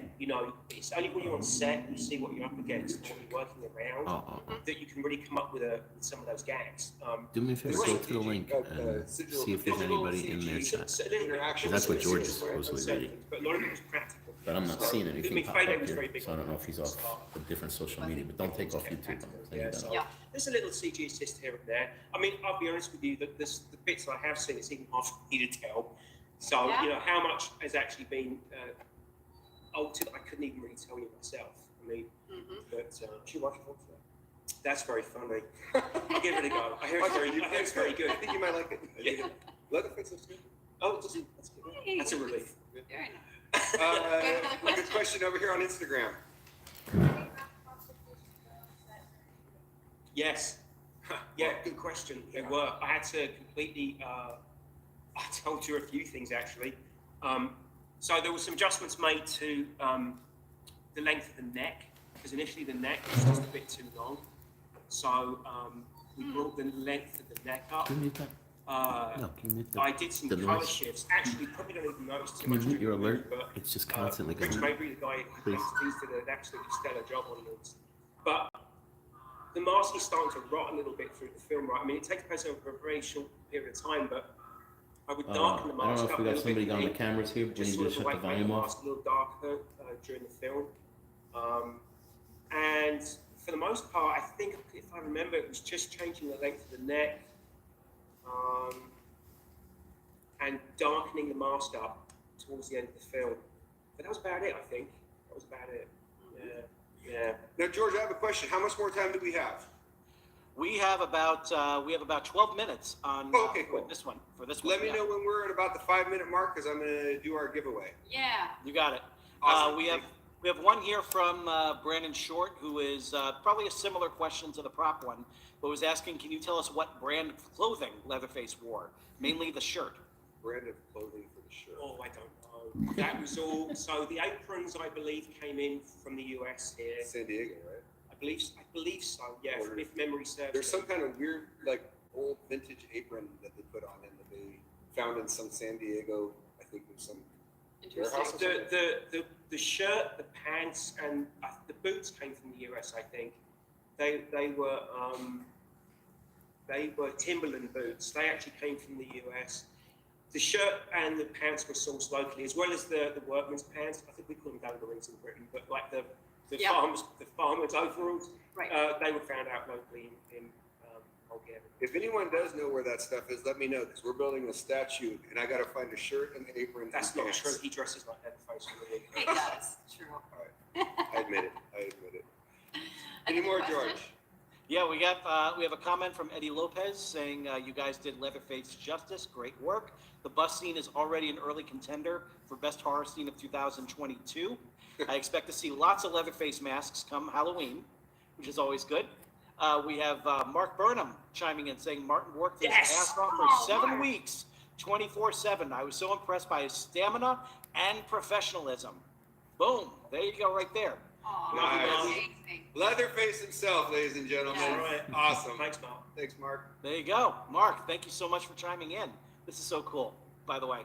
Just a quick aside, I'm having a blast with this, and everything's going great. So thank you to all of you for chiming in with your comments, with your questions. All of this is fantastic. Hermit Sal with a big one saying, what was the most difficult scene to shoot and why? Bus. The bus. Hands down. So there was 2 buses. There was the practical bus that you see that drives into the town, and then they built a whole other fake bus in a soundstage in a swimming pool Oh, wow. because there was so much blood Wow. that between take. Well, first problem is that because of COVID, we could only shoot for like 30 minutes. And then you'd have to stop, right? And they'd have to clear out the set. They're out the set, Yeah. and because it was a contained space, they Right. have to disinfect everything. Let it sit for another 30 minutes, and then get back in to shoot again. Wow. So on top of which, you got a team of guys going in with like floor cleaners, like squeegees, to actually like mop all the blood out between each take, Wow. prep the bus again, and then get all the extras back in the bus. It was just logistically Intense. It was a nightmare. The reset on that was. It was and poor David, like, you know, I think for David it was. I wouldn't say it was frustrating, but like, you know, as a director, you know, I was Yeah, watching you're him. focused on something. He's locked into getting a moment, and then suddenly you hear, right, clear the set, and everybody in Right. That has to jerk you out of your flow. 100%. You know, as you're on a flow and you're doing a scene, I mean, you have to stop because of those reasons. And that's that new world. It Yeah. is. Right. But for Mark too, I mean, for everybody involved, like, you know, you're all invested in those moments because, you know, it's intense, you know. Yeah. And everything's, you know, filmed in parts and sections, right? So it's not like you start with the beginning and end with the end. It's like you might start with the end Of course. and finish at the beginning. So like all the continuity on the inside of the process to keep But you have to changing. think everything backwards that way, though. Exactly. You have to start from the worst point scenario potentially and go backwards rather than building up. So that's where it gets really, really difficult. Yeah. for continuity. But that bus was crazy. And again, I have to give props to Michael Perry because that bus was like the camera had to go into so many different parts of that bus. Mhm. And so much of that bus could be taken away, you know, and pulled apart. You could get cameras in. I mean, it was a marvel to watch that thing. I agree, though, and when you see it, that bus scene is absolutely the thing that everyone's going to be talking about. 100%. Yeah. I've already gotten so many comments about the bus. You know, just talking to friends and Right. and, you know, And it's funny because in everybody the talking about ad, that bus. they show everyone, you know, pull out their phones and take a picture, and they make it seem like it's a funny moment. Yeah. And they kind of almost made the movie seem like it might be a little humorous. Yeah. Not a chance. Yeah. That's the No, only it's intense. time in that entire film where there's anything that's even remotely funny. Yeah. But man, the flip side of that moment is probably, I believe, one of the new horror great cult moments. Yeah, I mean, David Might that not have happened? and Ricardo just killed that one, and Mark. yeah, I'm like, might that not have happened in today's world? You know, Right. Yeah. Right. George, any more questions? We got time for one more question. Now, you know, like everyone else who's chiming in with their comments and questions, I'm going to be reading those as well when we cut over to the post-game show. Got So don't think you're being ignored or passed over or whatever. Your comments, everything will be read at the next hour. But we got a big one here from both Jackie Blood and Sally the Zombie Cheerleader, both asking around the same thing. Will there be a sequel to this movie? Since there seem to be a few more in line to be made, will there be a continuation of this current timeline? Please let there be a sequel. I've got some ideas. Yeah. Leatherface in space. Leatherface, Huh? well, no, I think Leatherface Cooking Show is the best. That could be a good one. Leatherface Be a Cooking streaming Show. yeah. Streaming show. I don't know. and I mean, what would Leatherface make? he would do lasagna. Lasagna. Yeah, mayonnaise and lasagna. That's lasagna for Americans. That's by right, the way. lasagna. I was Lasagna. We are hoping, when Netflix picked it up, we were assuming that this would get a theatrical release, but then when Netflix picked it up, we were like, oh, it's going to go through Netflix. But then they promoted it, and they seemed very, very excited about it. So we're hoping this is the beginning of a lot more Texas Chainsaw to come. It's up to you, the fans. Yeah, if you guys like it, let them know.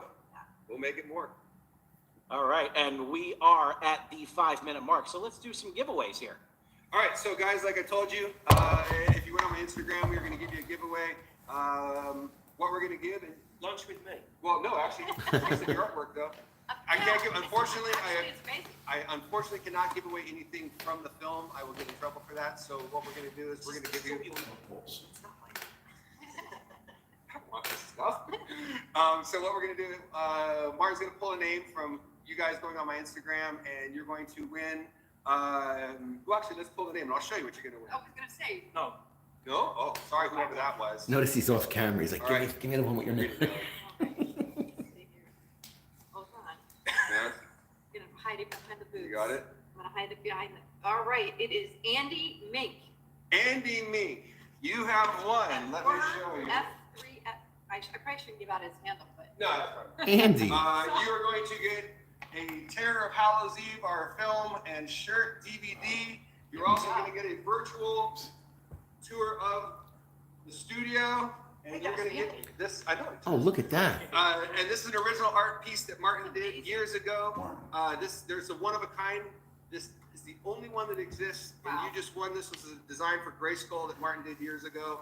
Andy's the it's a really follower cool on piece. I'm so Instagram sorry I'm having to that give it I up. told you Let me made give like it to a you. activity workbook Congratulations. for the movie. Automate. I was gonna print it out. And, and I'll force him to sign it That's too. amazing. Well, no, I have it. I was Awesome. gonna upload the images. Like Congratulations, I and wanted we'll to do put a it next, virtual, like in the can't chat. wait till we show you I some wanted to Leatherface upload it. stuff. Yes. I will reach out to you and make sure that happens.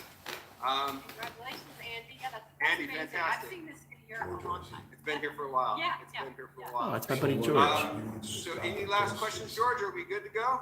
I've got one more. This is from Hugo M, who is asking. Did it just? Okay, here we go. Saying, did you guys enjoy the political side of the movie? Did you think it was bold in this time Yeah, and that's era? for me. So just hold on. We're not in that hour I yet, gotta be bro. honest with you. You gotta wait till I call I him. just enjoyed the film.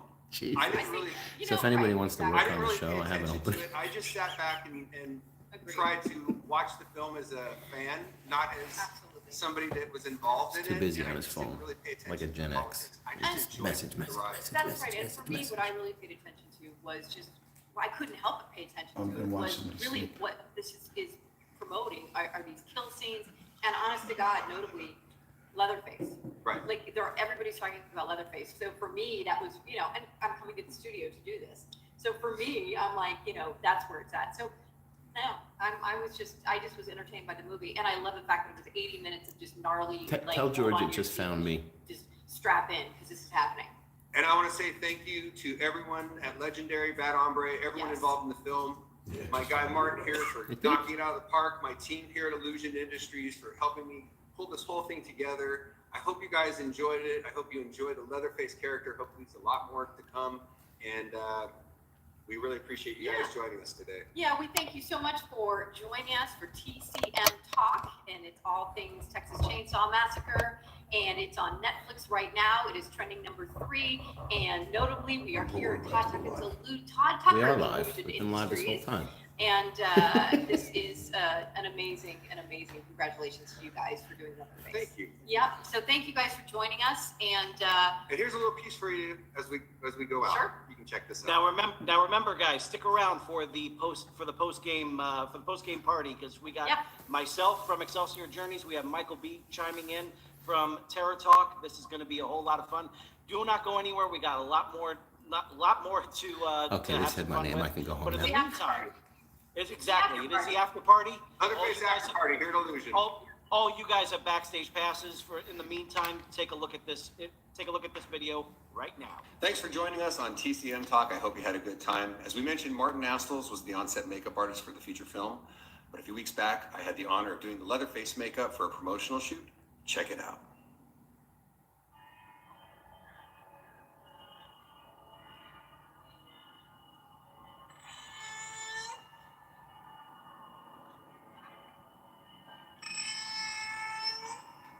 guys, so we are here. Miss Leatherface, you look beautiful, sir.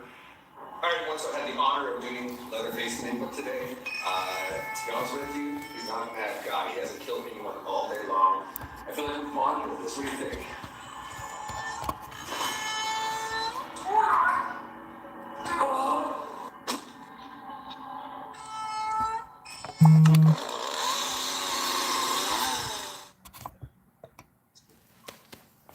And we are back, and it is time for the post-game party. If there's really no better way to say it, this is George Soroy over here from Excelsior Journeys. Thank you so much for being here. We have been spending the last hour chatting with Todd Tucker and Martin from Illusion Industries, and it is my pleasure to once again give some big shout-outs to my monthly co-host, the horror host from the West Coast, the lovely Ivonna Cadaver. Ivonna, this was awesome. I am so thrilled that you offered this opportunity to put this whole thing together. This, you were the spirit. I'm sitting here with the masters of makeup, so hey, I was just telling them the masters of disaster. Yes. Martin says. And a big shout out to Michael Beef for sitting back here. I am so looking forward to hearing what you got to say over here over at Tcmtalk. Welcome. Yeah, guys, thanks for having me. It was great watching that first hour. I'm looking forward to this post game now. Excellent. Awesome, thank you. Excellent. Thanks for joining us. Thank you. Yeah. So we have quite a few different chime-ins from a lot of different people. Just kind of taking a look through the whole run over here. People, a lot of the questions have already been asked, and a lot of people are really excited. Saying Vintage chimed in saying, "Nice job on the decapitated heads, Todd." Oh yeah. Well, let's be honest. Actually, we didn't make the decapitated heads. No. Again, we concentrated on Leatherface. Those were made by some of the local guys there that were jumping in and helping on some of the practical damage effects, as the people, the victim effects, I guess is what you would say. But Definitely they get a it shout did out. look great though. They did a great Get a job. shout out. Oh yeah. I got to be honest with you. I mean, There's some CG. right. Well, there's a combination of digital, and the digital company that they brought on for this film did a fantastic job. There's some combinations of digital practical Mr. effects. Oh, Mr. Mr. X X. right there. So some of those practical effects has some assist, but man, that stuff just looks really good and is really effective in the film. So we're happy to know that that turned out really good too. And I see some emojis coming in from Mark Burnham. I see flowers. I see hammers. I see some smiling devil faces with some thumbs up. So I'm gonna go ahead and say that's a good thing. And Hey, guys, think about it. How cool is it? Awesome. How cool is it that Leatherface himself is actually chiming in on our I know, that's great. conversations here? That's great. That's damn cool. I gotta say this is a really cool book. I gotta say this is a really cool bookend because back in 2001, I had the pleasure of briefly meeting Gunnar Hansen himself and getting his autograph on an 8x10. That was from Chiller Theater over by Secaucus in New Jersey. So. Wow. That's good. So this is definitely some great bookends over here. I met Gunnar years ago with Butch Patrick, aka Eddie Munster, and so I was just a young girl back then. And no, I met Gunnar, and I felt like I was 15 years old. He was such a big dude, right? And I met him in Ohio. I think we were doing like some convention in Ohio. He was just the nicest man. Nice. He was just it's a nice soul. Just a very nice soul. So yeah, Gunnar, I miss him. Guys, we've had somebody wait. We've had somebody wait in T. Clifton wanted to know if Ivonna would put the mask on. Yeah, if last time we There you go. go for it. Go for it. There she is, ladies and gentlemen. That's a good look. I'm ready for my close-up. Ivonna Leather. There you go. I'm ready for my close-up. Ugo M is also asking. Ugo M is asking, did you go with silicone for the mask? Was it Come up with something plasteel else. gel? It looks so realistic. Yeah, so initially, that's a good question. Initially, we were going to go with foam, because obviously it's lightweight, and you know it's got that old school feel. And initially, in the early stages, we definitely did tests with foam latex, but obviously it's a freshly skinned face, so it just wasn't advantageous. And here's the other thing too: when I realised a lot of it was shooting in the rain, it would have been a bad deal to use foam latex. You know, foam and water obviously they're a great combination. They like to absorb each other. So silicone obviously is more resistant, and obviously we knew there were scenes where the mask could be underwater potentially. So all around it was just better to use flat gel for the masks. And again, Dalton Kutch, the guy who ran these masks, he ran a whole bunch of different types of tests. We had different deadeners, we had different densities. The one that the infamous shot where he holds it up into the sun, we called that the jelly skin, but we made a much thinner skin for that had a lot of back detail, all hand painted into that.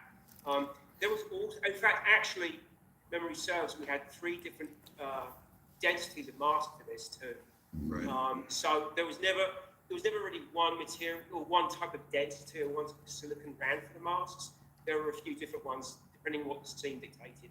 But the face that he puts on, we see it in the film. He's taking the face off his mom and putting it on fresh right there. So it really, the silicone has that translucency that looks like fresh, real skin, and even photographs with translucency. So you can kind of tell the difference. So it was important that it really felt like it was brand new, fresh, severed skin. But it is a departure from that original look, because a lot of those original masks were foam. They didn't have and latex too. Yeah, they didn't really have the silicone materials back then, so everything was foam back then. But they also didn't have the cameras that shot it the way this was shot. So you had to evolve with the. True. I wanted to say the consistency. If we're talking about consistency, just you putting that on my face, that's it's pretty dense. Yeah, it is. But it's kind of, I mean, They have not. But it kind of fit my face. I'm just saying it's kind of very good job. Yeah, well, there was actually, as I said, it was a little bit of engineering. It wasn't as simple as engineering. That's one under structure, which that's one step. I mean, I guess if you go to At Todd Tucker. oh yeah, You'll see the pictures with it. You can see the pictures of a lot of this stuff, guys, at my Todd Tucker official Instagram. You'll see photos of the actual silicone faces lined up on the face forms, and you'll see a bunch of cool behind the scenes stuff. You can check it out. But on the bus was great. Just a comment. And we also have Jeff Coyle asking. Jeff Coyle asking, will the mask be for sale at Illusion Industries or Trick or Treat Studios? I guess maybe replicas. So we are not selling this mask. That would get me in so much trouble, and I would like to do a sequel eventually if it's possible. As far as something happening with Trick or Treat Studios, that would be a licensing deal with the studios, and if that was something they would want us to do, we'd be happy to do that. And by the way, Trick or Treat Studios is a great mask company, and they have all kinds of great masks. You guys should check it out. They actually have our Terror of Hallows Eve characters on their website, so check out Trick or Treat Studios. Yeah, you have nice. the Terror of Hallows Eve, all the masks. One of the best. Exactly. I wish I could see them over there. But Jeff Coyle actually did. You asked me about Jeff. I didn't exactly hear what you said. It's an appropriate comment. You did a picture of Todd. Oh, that's Jeff. That's Jeff. Oh, Jeff. Oh, thank you very much for the art. That Yeah, was really cool. Todd said, Living "Who's the guy people that on did the the bus artwork?" was Because great. I sent it to Todd when you did it. Going And he down said, 50 "Who kind of people. did that?" Okay. I said, I just got a warning that you have to stop. Macabre Theater. And anyway, I'm going to put you guys in touch. Yeah, I really appreciate it. That was a really cool artwork. Thank you. Michael, do we have any questions over on your end? There we go. We had a comment from one of our viewers, George. He was just saying that he loved the bus scene, mowing down the alternative lifestyle. Gen Xers was a great scene. So you guys got on this. So you guys. That scene, man. That scene was great. So you There's one scene in there, or one piece in there that I just really stuck in my mind because it was shot so well. And I'm watching for that stuff too, because as a director, I'm watching how shots connect and everything, and they did such a great job. There's a girl that is climbing out a window, and they start inside the bus, and then they pan over to the outside of the bus, and she's halfway out. Yeah. And you see him in the window sawing Yep. her half, and then half of her body falls out of the bus into the ground. Yeah. it was just Gnarly. it's just gnarly. Gnarly. The violence definitely pays off for you guys if you are fans of the original, for sure. There's a real viciousness that that really comes from this. I mean, and that goes all the You way got some back else to the in it. very beginning of this whole series. Like that moment, I still remember. Like? The mallet scene from the original film. Yeah. With the Like once he the kid drops and everything, No. Leatherface They pulls gotta him come in, up with a the metal question doors we can slam all, shut. Like that's one of the most This is for a viscerally licensed show. I can't. terrifying scenes that I think I've ever seen in a film. So like that was awesome.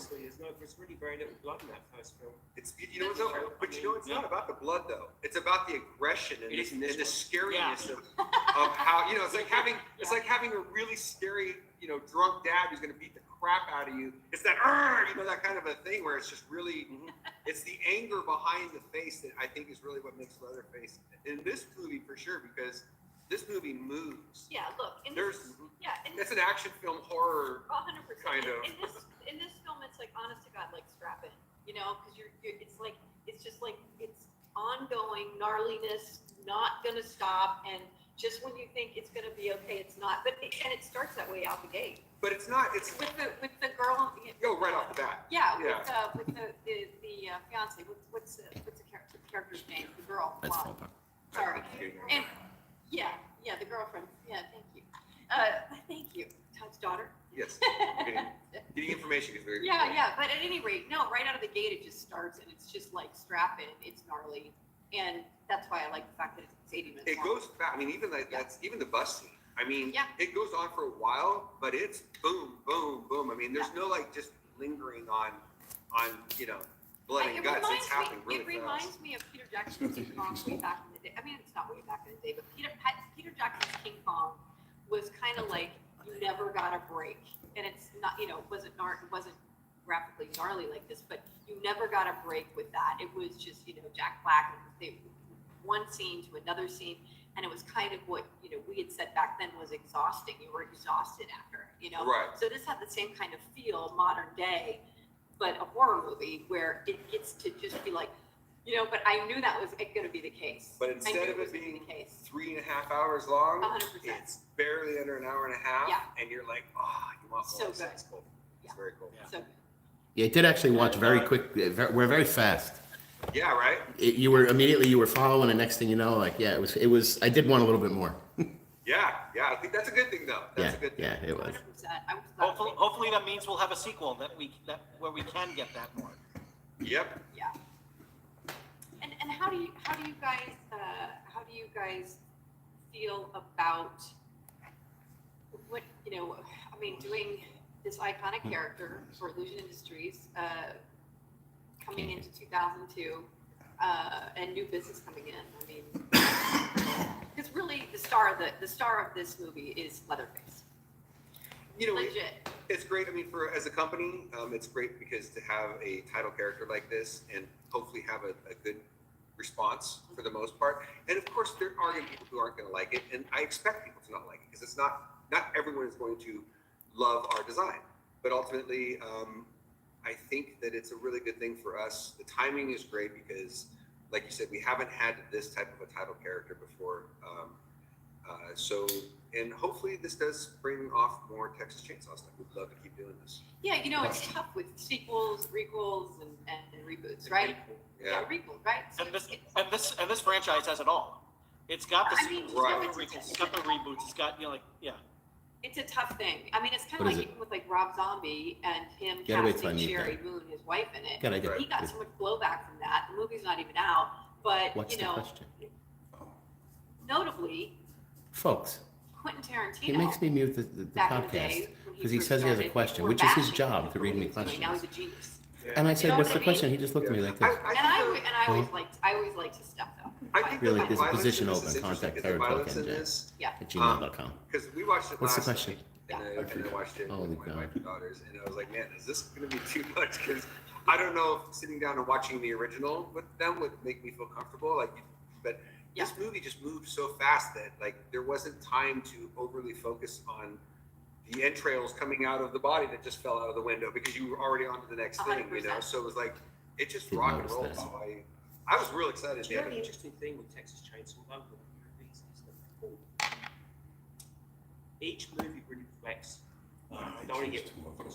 No, do, because you have you have the history behind it. Again, licensed The thing is, it's like podcast, interesting somebody feature else's. film I don't want to ask questions that might not be. at that particular time, you know, there's a lot of social commentary in those films, and unlike I think a lot of the other icons, like you know, the original film has a lot You know of what? I'll credit it to somebody. flavors of the Vietnam War and No, because Netflix probably sought them. Remember, it's not their film. But It's not their I film. think each They were just movie sort of the makers reflects of the film just said, where hey, make America us some was at that Leatherface. time. Do they have And in a any weird other way, I think, you know, this film projects in the works? Like strangely sort of strangely represents where the world is today, you know, in a lot Can't of go back. ways. Well, and exactly where you guys were at. I mean, you were definitely working in the middle of the pandemic. Yeah. I mean, in real life, Yeah. real time. It's interesting though how the movie pulled in, you know, like cell phones and Oh, 100%. the elements of current day to try to But pull also, that I think in. the speed of it. I mean, there's the technology stuff, but I think the speed of it, the fast-paced nature of it, the fact that Leatherface is more of a freight train in this than he was, you know, perhaps in the original.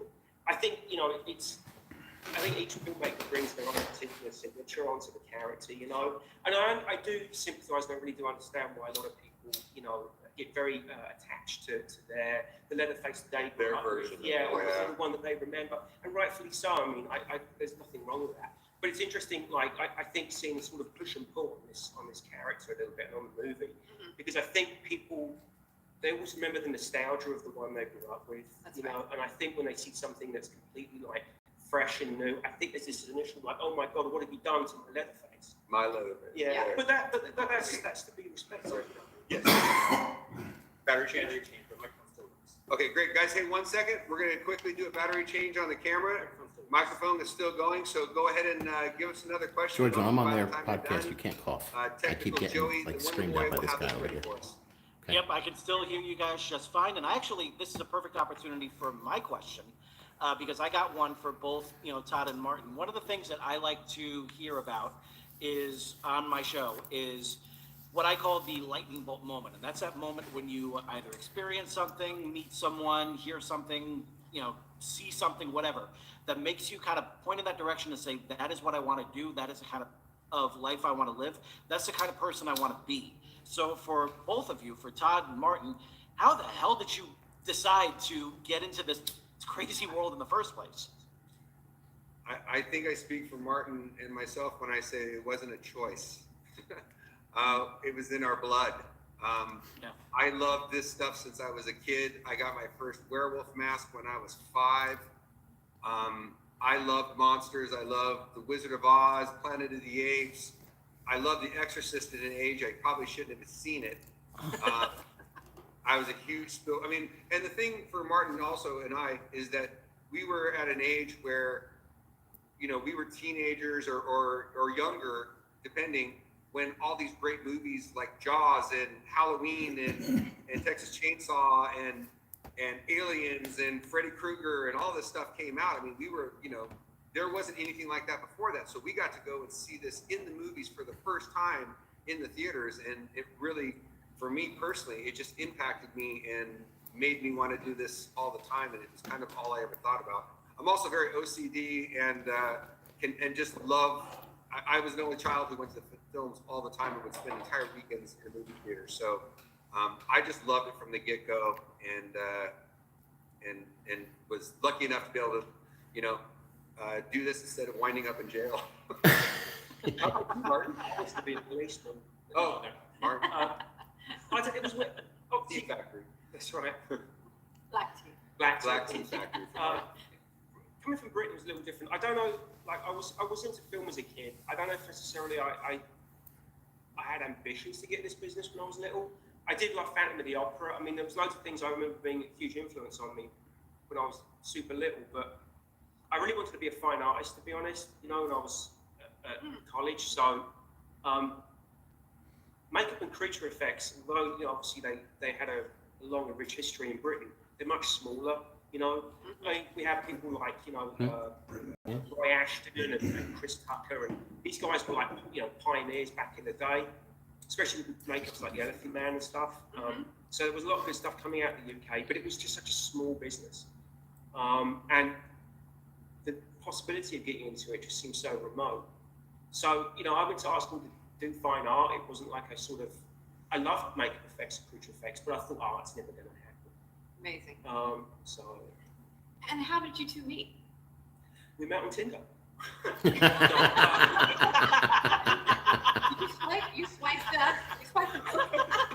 You said you never tell. You son of a bitch. My wife is watching, and you out me. You know, you think you're coming here for Leatherface and then breaking news. I'm not You going know, guys are a couple. This is why people stay for the That's the after. exclusive, not Leatherface. The last time that happened was with Nathan Fillion and Michael Rooker. No joke on the set of Slither. Same thing. Really? Yeah. Michael Rooker said, "Well, we're a couple now," and I went, "Oh, breaking news." That's awesome. That's so funny. That's awesome. Yeah, it's the second time it's happened. Sorry about that. Actually, and this is actually, and you guys probably know this name. My mentor, I had two mentors who taught me how to do makeup effects before I moved here: Matt Rose and Steve Wang. Legends in the industry.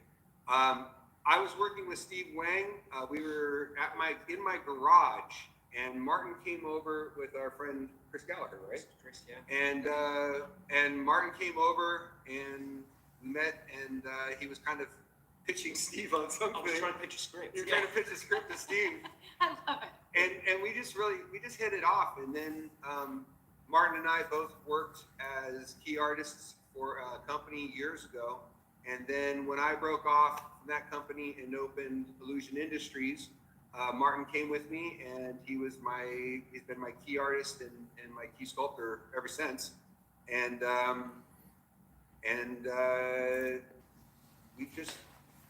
it's weird because we have a lot of things in common, but our artistic style is very different.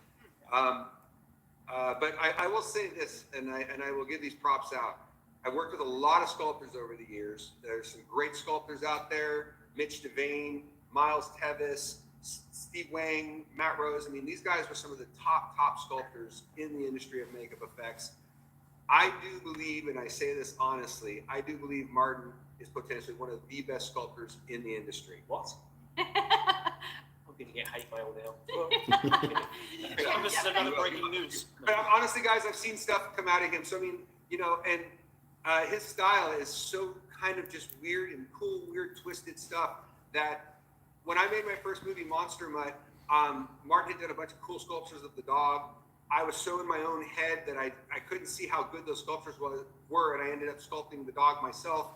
After I finished the movie, I looked back at some of the sculptures that Martin presented, and I was like, damn, those were better.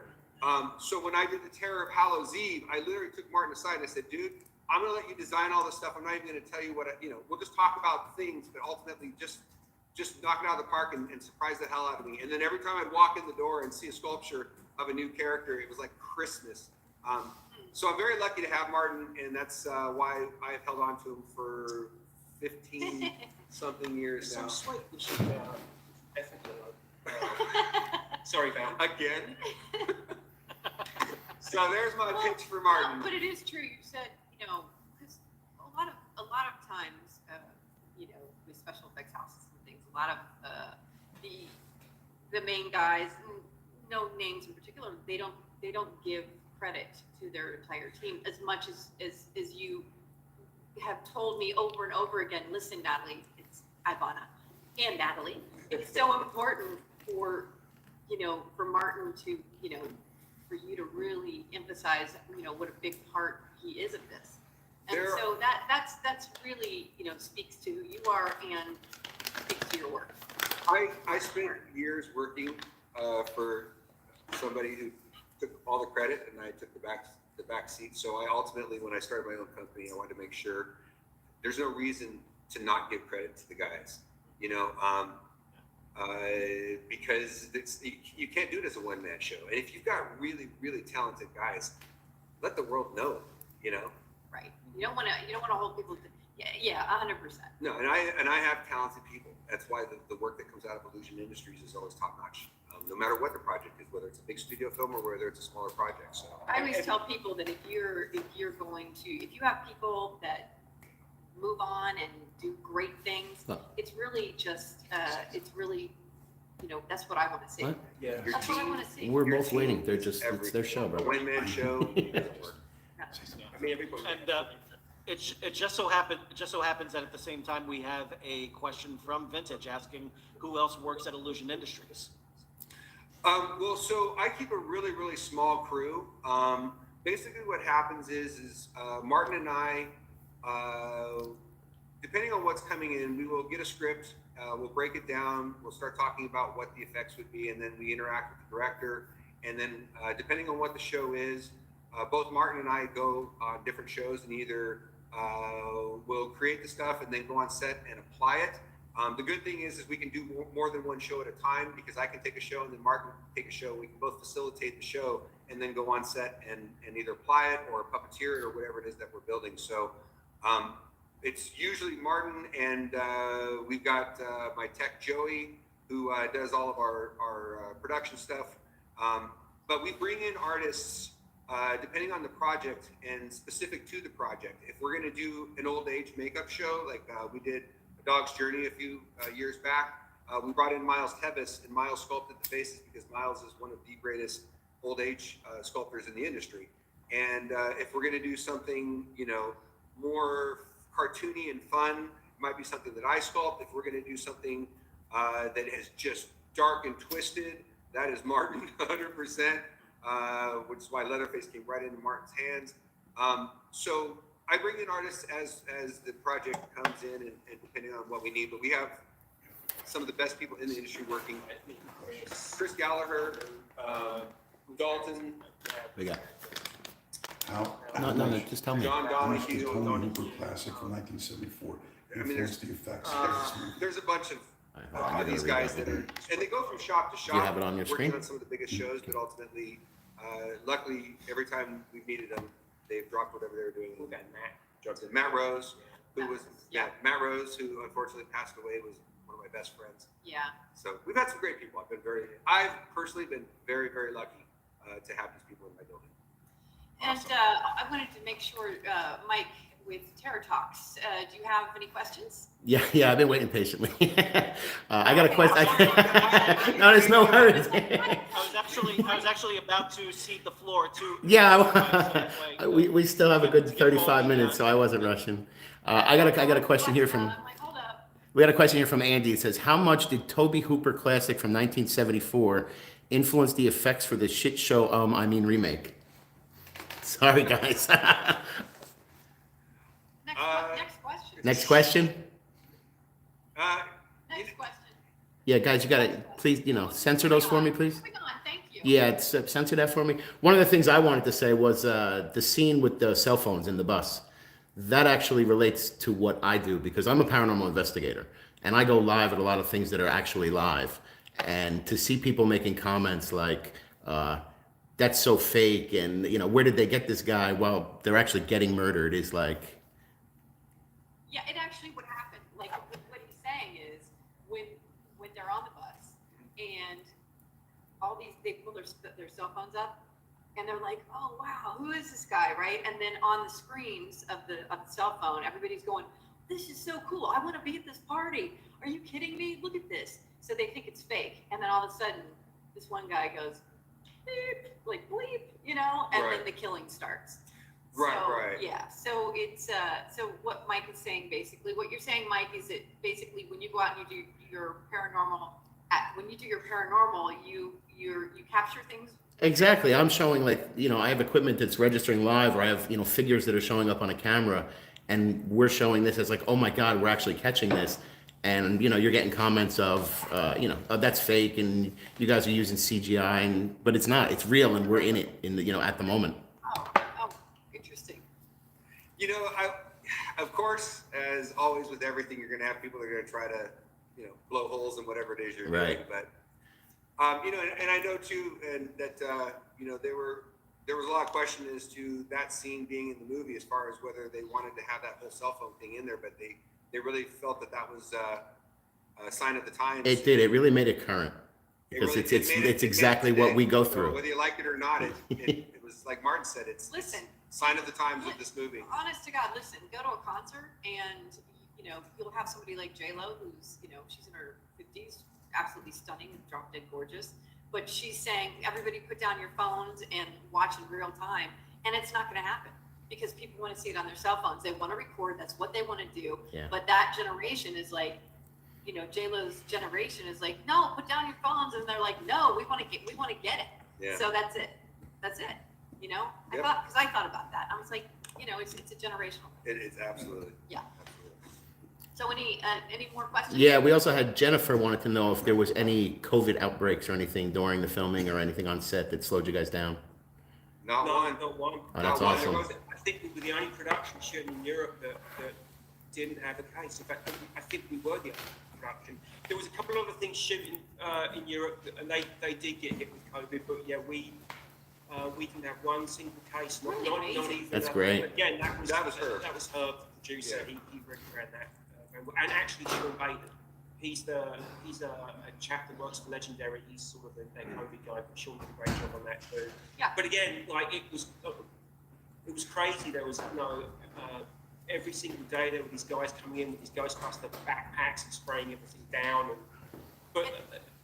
Well, the chemicals that were coming into the makeup room and spraying everything down. Oh, these wow. Yeah, chemicals. no, that was when COVID first hit. They would only let you shoot for like a half hour at a time, and then you'd have to clear the set, and then they would sterilize the whole set. No. I'm talking about like they would come into the makeup room after I've done everything, and then spray all my brushes spray down. your makeup and like supplies. break everything. Right. So for the first day or two, I'd come into the makeup room the next day, and everything was soaking wet. Wet. And this stinking chemical. Wow. So it was not. Nobody was trying to do anything wrong, but nobody knew No, what of they were course, doing. but still, just the So- interruption of your process. Yeah. Well, that's for everything else. Oh, I mean, wow. everything was trash. So, Oh, wow. Sean would he was excellent at coming up with like strategies because there was no protocol for makeup effects. That's right. So we had to figure out who was touching what. It was the same for the camera department too. Like, you know, going in and touching the cameras all the time. Yeah. But it had to be streamlined into one particular person doing one particular thing. I'm sure it's all changed now because it seems like most different sets in different countries have different protocols. But certainly at that time, it was just insane. It was just insane. Like everyone had different zoning, or the zoning thing still exists. But there's no doubt that for our end, because we're touching the actors, I mean, they were super strict on us. And also, we talked earlier with Tcmtalk. We were talking about how David, as the director, how that must have just really creatively, he probably had to get used to that. Slows the flow down, right? So Yeah. you get into that rhythm for him. And again, I've got to give all props to David because he came on the project, and everybody rallied around him and just got him, everything he needed to get that film made. But yeah, there was definitely times, particularly on when we were on sound stages, because obviously in a contained space, it's going to be an issue. Yeah. So to constantly have to cut every 30 minutes, Crazy. get everybody out, and it wasn't like two people in the room. Start to You finish. know what I mean? A lot Yeah. of The times, entire crew. it was the entire, Right. the entire crew. Again, like I mentioned earlier with the bus. Yeah. I mean, you've got like a huge amount of people over that set. Imagine all over. trying to usher out 50 to 75 people. Oh, It might have added to the intensity of this, Probably not. No. I don't think so. I think it would have just been frustrating. You're rather than officially cut off the question. I was like, it might be No, nice. that wasn't help. I got it. So I had a question on that set. Obviously, again, for what I do, paranormal stuff. Was there anything ever on set that couldn't be explained? Anybody, anything like that? Any paranormal activity? Any paranormal activity? Any weirdness? Spirits of no, thunder? the studios we shot in were super old though. I mean, they were not that I recall. No. No, nothing. I don't think so. No. Would you guys even have had the time, Well, actually, what's weird, it was quite isolated because everyone's working very separate, and there was a lot of sound stages at this studio, and a lot of long corridors, and it was pretty isolated because nobody could be together, Right. So you were kind of, certainly for myself, I had a few rooms, but I was on my own on an isolated part of the studio. Right. And I very kind of rarely met people. Mark was obviously, he had his dressing room near to the makeup room. But him and me were pretty much the only people in that part of the building. So, it was a pretty isolated experience on that level. But nothing ever really happened there that was untoward or weird or. Right. Right. No, we had all kinds of demons flying around the studio here, but they were fine. That's on a normal basis. Yeah, that's just, Okay. that's the That's average. just normal. Todd, earlier on the first show, you had mentioned you were going to be somewhere and people could come out and check you out. Could you say that again for the post show here? Oh, yeah. So we will be at Monsterpalooza in June. I believe it is the 3rd, 4th, and 5th of June. And we're going to have a full Leatherface display. I'm going to be there. I'm going to see if I can drag Martin there. Too many people. Too many people. Yeah, I But I'll feel be you. there, and definitely would love for people to come up and say hello and take a photo with Leatherface. And Ivonna, you're going to be hosting that or moderating? Actually, yeah, I'm actually going to be moderating the entire event, which is going to be great. So I'll be introducing the moderators for a lot of the panels that already have moderators, but then I'll be moderating a couple of panels for Elliot. And Elliot is the founder of Monsterpalooza. Gotcha. So great guy. This Monsterpalooza is, in my opinion, like Monsterpalooza is a place that you can go and you'll find some of the best directors, producers just walking around, unbeknownst to a lot of the people. Like you're going to find some of the biggest names there, with like hoodies and things on like that, because it's so, it's so true. It's the best horror convention in my opinion. It's also at the Pasadena Convention Center, so it's a big open space. That was going to be my next question. Where was it? Yeah, So, okay. yeah, it's going to be. I mean, if you're concerned, about anything COVID, it is the biggest space that they have these conventions at. So it's not quite as compact, so it's a little bit more comfortable to go. Gotcha. Yeah, Elliot, the owner of Monsterpalooza, the founder. They already said. He explained it to me that he was a kid that loved this, so it was kind of like you He's guys. a fan. Yeah, it's kind of like you guys, and he said he wanted to bring what you guys brought, but in this type of a form, to be able to share it with all the fans. So that's why he gets some of the biggest directors and producers, He's also a really, really down to earth guy. Like he's very non-Hollywood. Yeah. He's just a real chill guy. So he's got a lot of people that want to help him out. He's a good person. Good guy. Yeah, him and his son.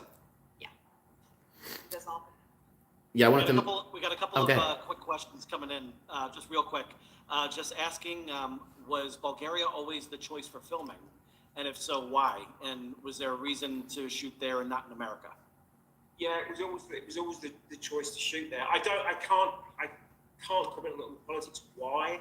I mean, I don't know. I mean, personally, maybe it may be cheaper to shoot in Bulgaria than Texas now. This business is so strange. It always comes down to tax incentives, and you got to look at crew rates and union deals, and there's so much infrastructure with the politics of making a film now. I mean, and frankly, with technology, you can shoot anywhere now. They did build that entire town in Bulgaria, which is the sets are still there. So I'm guessing they probably built that knowing that they would use it for multiple purposes. So, it maybe was an investment in building the sets for other things, maybe. Don't know. Don't know. But also, like, I would say this though, like the amount of blood and carnage that really did occur on that set, I'm not entirely sure how that would have happened on location. I mean, thinking about it, there was so much contained. So many of those scenes were contained, and we needed to go from a street set into a soundstage, back onto a street, back onto a soundstage.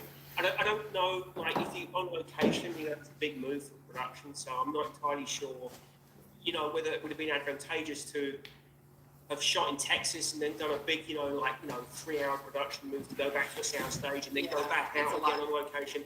This was all in one space, and the producers were very smart. They figured that to self-contain everything like this would have been a good way to go. The other thing too that might have been played into this, I don't know this for sure, but the other thing too is that you have all the unions here. They don't have the unions like that over in the Bulgaria, and the unions, everyone had stopped. There was no productions, for the most part going on. So I don't know that they could have shot in Texas even if they had planned on it at that point. So You saying because of COVID? yeah, I think they were building the set for COVID. so There's a I don't know. tremendous- yeah, I think they were building the sets because they wanted the sets. There's a tremendous amount of production in Bulgaria. Oh yeah, Yeah, a tremendous amount. Yeah, So they're shooting there for it's like a years. key, it's like a key place to shoot. Yeah. there's a lot of great films come out there. I don't, even I didn't realise how much was coming out there. And I have to say this again, the crew out there are fantastic. I mean, they're hardworking. I mean, they're committed to the art of filmmaking. And nobody there was nothing short of an expert. Yeah. Whether it was set builders, wardrobe, props, and the stunt team. Those stunt guys were amazing on that film. They really were. Yeah. Nice. And George, any questions? Someone, Jay Dredula, was basically confirming what was saying just now, saying, yep, like a 10% tax and a 25% rebate, something like that, is cheaper there. Yeah. So, just the reality of business. Yep. Yeah. I think we were a little quiet on that one, but Yeah. I mean, it is what it is. yeah. Yep. Mike, what do we have over on your end? Guys, we got a couple people wondering what you guys got coming up next. You got any projects you're going to work on next, or anything in the works? So we recently filmed another film for Netflix where we created 26 creature characters for a film that'll be coming out this Halloween, I believe. Okay. It was a lot of fun. We shot that in Atlanta, and I actually got to play 2 of the creatures myself, and then try to oversee 24 other characters at the same time. That's a really easy job. Yeah, right. And then we did a commercial for Florida where we created a number of puppets.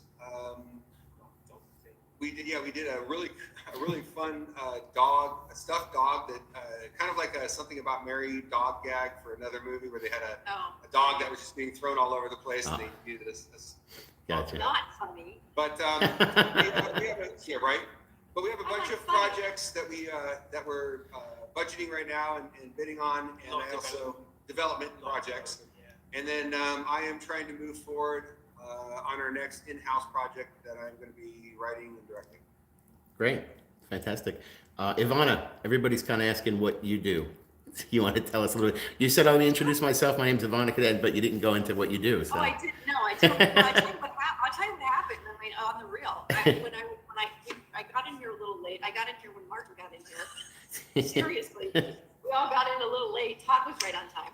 Yeah. But so anyway, I came running in here and I literally tripped and fell over the stairs. And, Okay. No joke.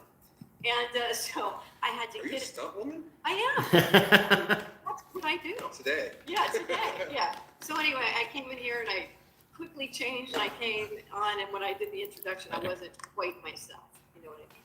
But I am Natalie Popovich, aka Ivonna Cadaver. I host a television series called Masacre Theater, and we host independent horror films as well as the classics. Butch Patrick, aka Eddie Munster, has done about 36 shows with me, and I've done in total about 63 shows.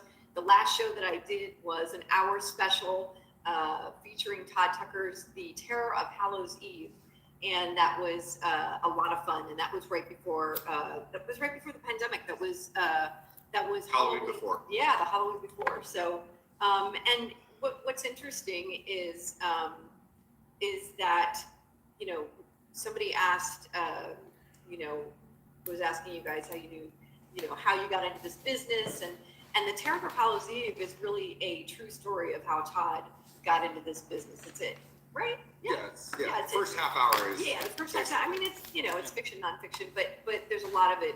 A lot of the Terror of Hallows Eve is him as a kid, and it's telling the story of and his desire to do this. Or you could have been a rock star, right? That'd be okay. That'd be all right. I've actually gotten to see Terror of Hallows Eve thanks to Masacre Theater. Because I finally got my Roku and everything set up in my office, so I got to actually take the time to watch it. I saw that it was there.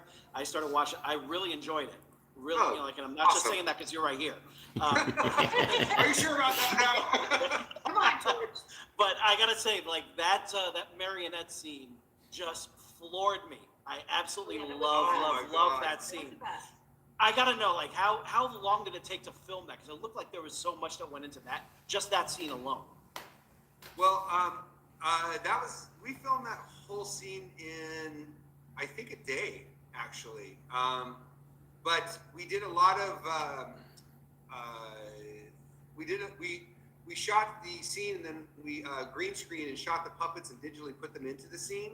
So there's some really nice CG interaction in there, and you really can't tell. It looks like they're really in the shot, but we were very careful about doing that. But I have to be honest with you, when I shot that scene, at the end of the day, I was just thinking about everything that we had shot, and I was like, oh my God, when I edit this, I really hope this doesn't come off comical. I don't know if this is going to be scary or if it's going to be funny. And when I premiered the film at Sitges in Spain, they sold out the theater. They turned away 500 people, and they had people sitting in the aisles. Clearly, no fire, no escape, nothing. Most of the people there didn't even speak English, and I was worried that because the first half hour of it's kind of a setup and it's all back and forth dialogue, and I was like, oh my God, these people are going to lose their mind because there's no real horror in the first half hour. When they came to that puppet scene at the end of it, everyone got up and was cheering. Yeah. And I just went, oh my God, thank God, because I had no idea if that scene was going to actually work or not. But that's the one scene that everyone kind of pulls out of it. It's kind of It actually kind of reminded me of Philip's death from A Nightmare on Elm Street 3.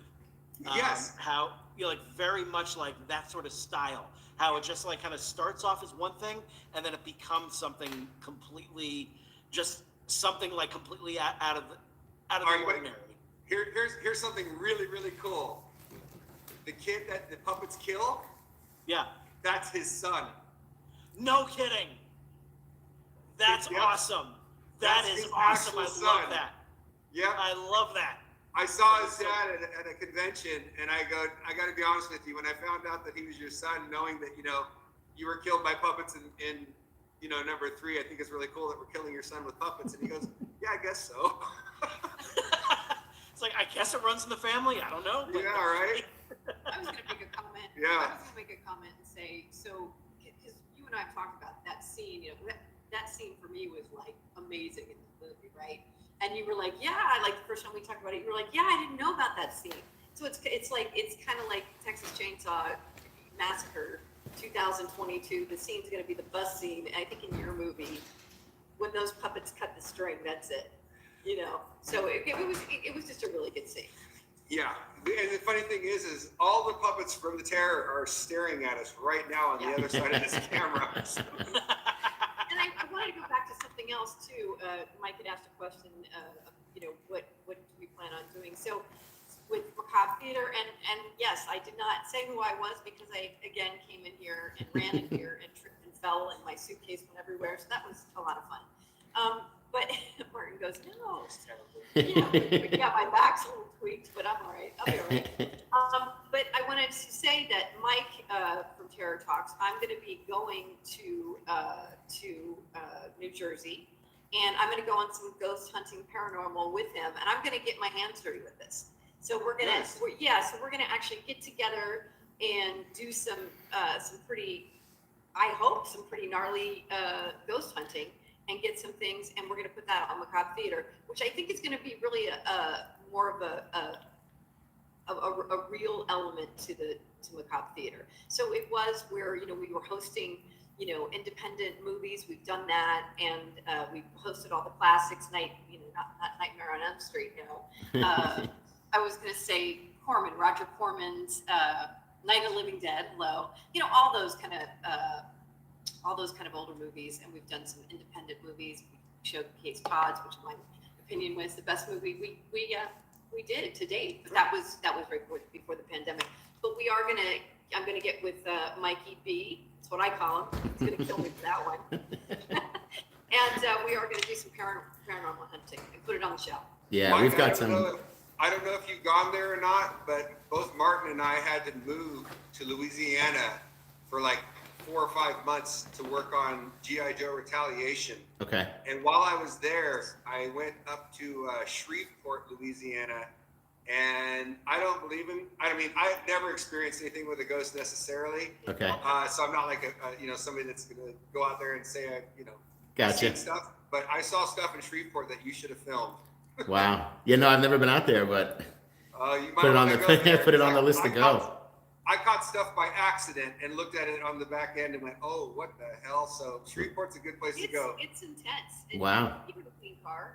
Yeah. Dean Carr, he did a documentary on actual families in Louisiana that do this like haunted house. Uh-huh. And but they're, I'm not even gonna say. I mean, it's the real deal. Louisiana's got some pretty great stuff. If you need footage, you could probably get quite a bit there. Yeah. We'll definitely have to plan something. Let's go, Ivonna. Let's do it. I'm ready. You You know that? No, you know. We have some really good ones set up for her. So we're in the yeah. Nice. Yeah. I gotta chime in real quick because I am a fan of G.I. Joe Retaliation. So I'm really glad you guys worked on that too, because I had a blast with that. I remember sitting there in the theater just saying like, this is so much of this is like what I grew up on. So between the show and the comics and everything, like seeing that all come to life. The fact that you guys worked on that, kudos. So thank you guys. To be honest with you, actually, that was also a movie through Herb Gaines, who brought us on to the Texas Chainsaw. He brought us. We had worked with Herb on The Watchmen before I opened up my own company with another company, and then he brought us on G.I. Joe, and Martin and I both had to move to Louisiana and open up a studio there because he wanted us there for the build, and it was great. It was a great experience. It was really fun working on that. And that speaks to it's a very small industry within an industry. Yeah. Oh yeah. I mean, in the effects industry, yeah. Everyone pretty much knows who everyone is. So you want to try to keep a clean slate because people can talk very quickly. But It's a lot of egos. a lot of A lot egos. of egos in the room. Showbiz. But it's Showbiz. Yeah. I can't. You know what? If I sit with somebody who's an English accent, it's just gonna happen. Oh. I'm sorry, Mark. I'm sorry. I'm so sorry. He's being He's like, by 7 o'clock. would you stop that? We were taking bets before whether it was English or Australian. It's all English, baby. Yeah. And it's real, by the way, too. Where is it? Is like Manchester? Or? My accent? Yeah. It's south of England, it's Kent. So it's basically like just a little bit southeast of London. Okay. Yeah, the Although- best bit. Although Martin is Yeah. really good at doing an American accent. Oh It's yeah. not. So it's not. I'm from the south. Yeah. But He sounds like John Wayne though when he does an American accent. Everything talks like No, it's a big deal to say northern or something. Yeah, we don't get on. They don't. Uh-uh. No. No, not at Lots all. of problems. They're just mad. That's what I mean. That's what I mean. We got another quick question here from First Class Horrors asking, what was the process around creating your own version of such an established and iconic character? For Leatherface? For Leatherface, yeah. Yeah. Repeat the question. What was the process around creating your own version of such an iconic character? So, I'll tell you, that always, no matter what the project is, it all starts with the script. So, just from my end, it's very easy just to jump into what you think something should look like. And you can get great designs. There's been some amazing designs in films over the last, 30, 40 years that are amazing, but they don't necessarily connect to the source material. You've really got to look at a script, try to, again, extrapolate what is making that script work. A good character design, I think, always stems from taking yourself out of the script and requiring to make something that suits what the story needs. So in other words, like for Leatherface, in the very first draft that we read, there was an odd sense of, again, we said the word tragedy, but there was a sense, I just got a sense of sorrowfulness from the story. And it really began with trying to put a little bit of that into the mask.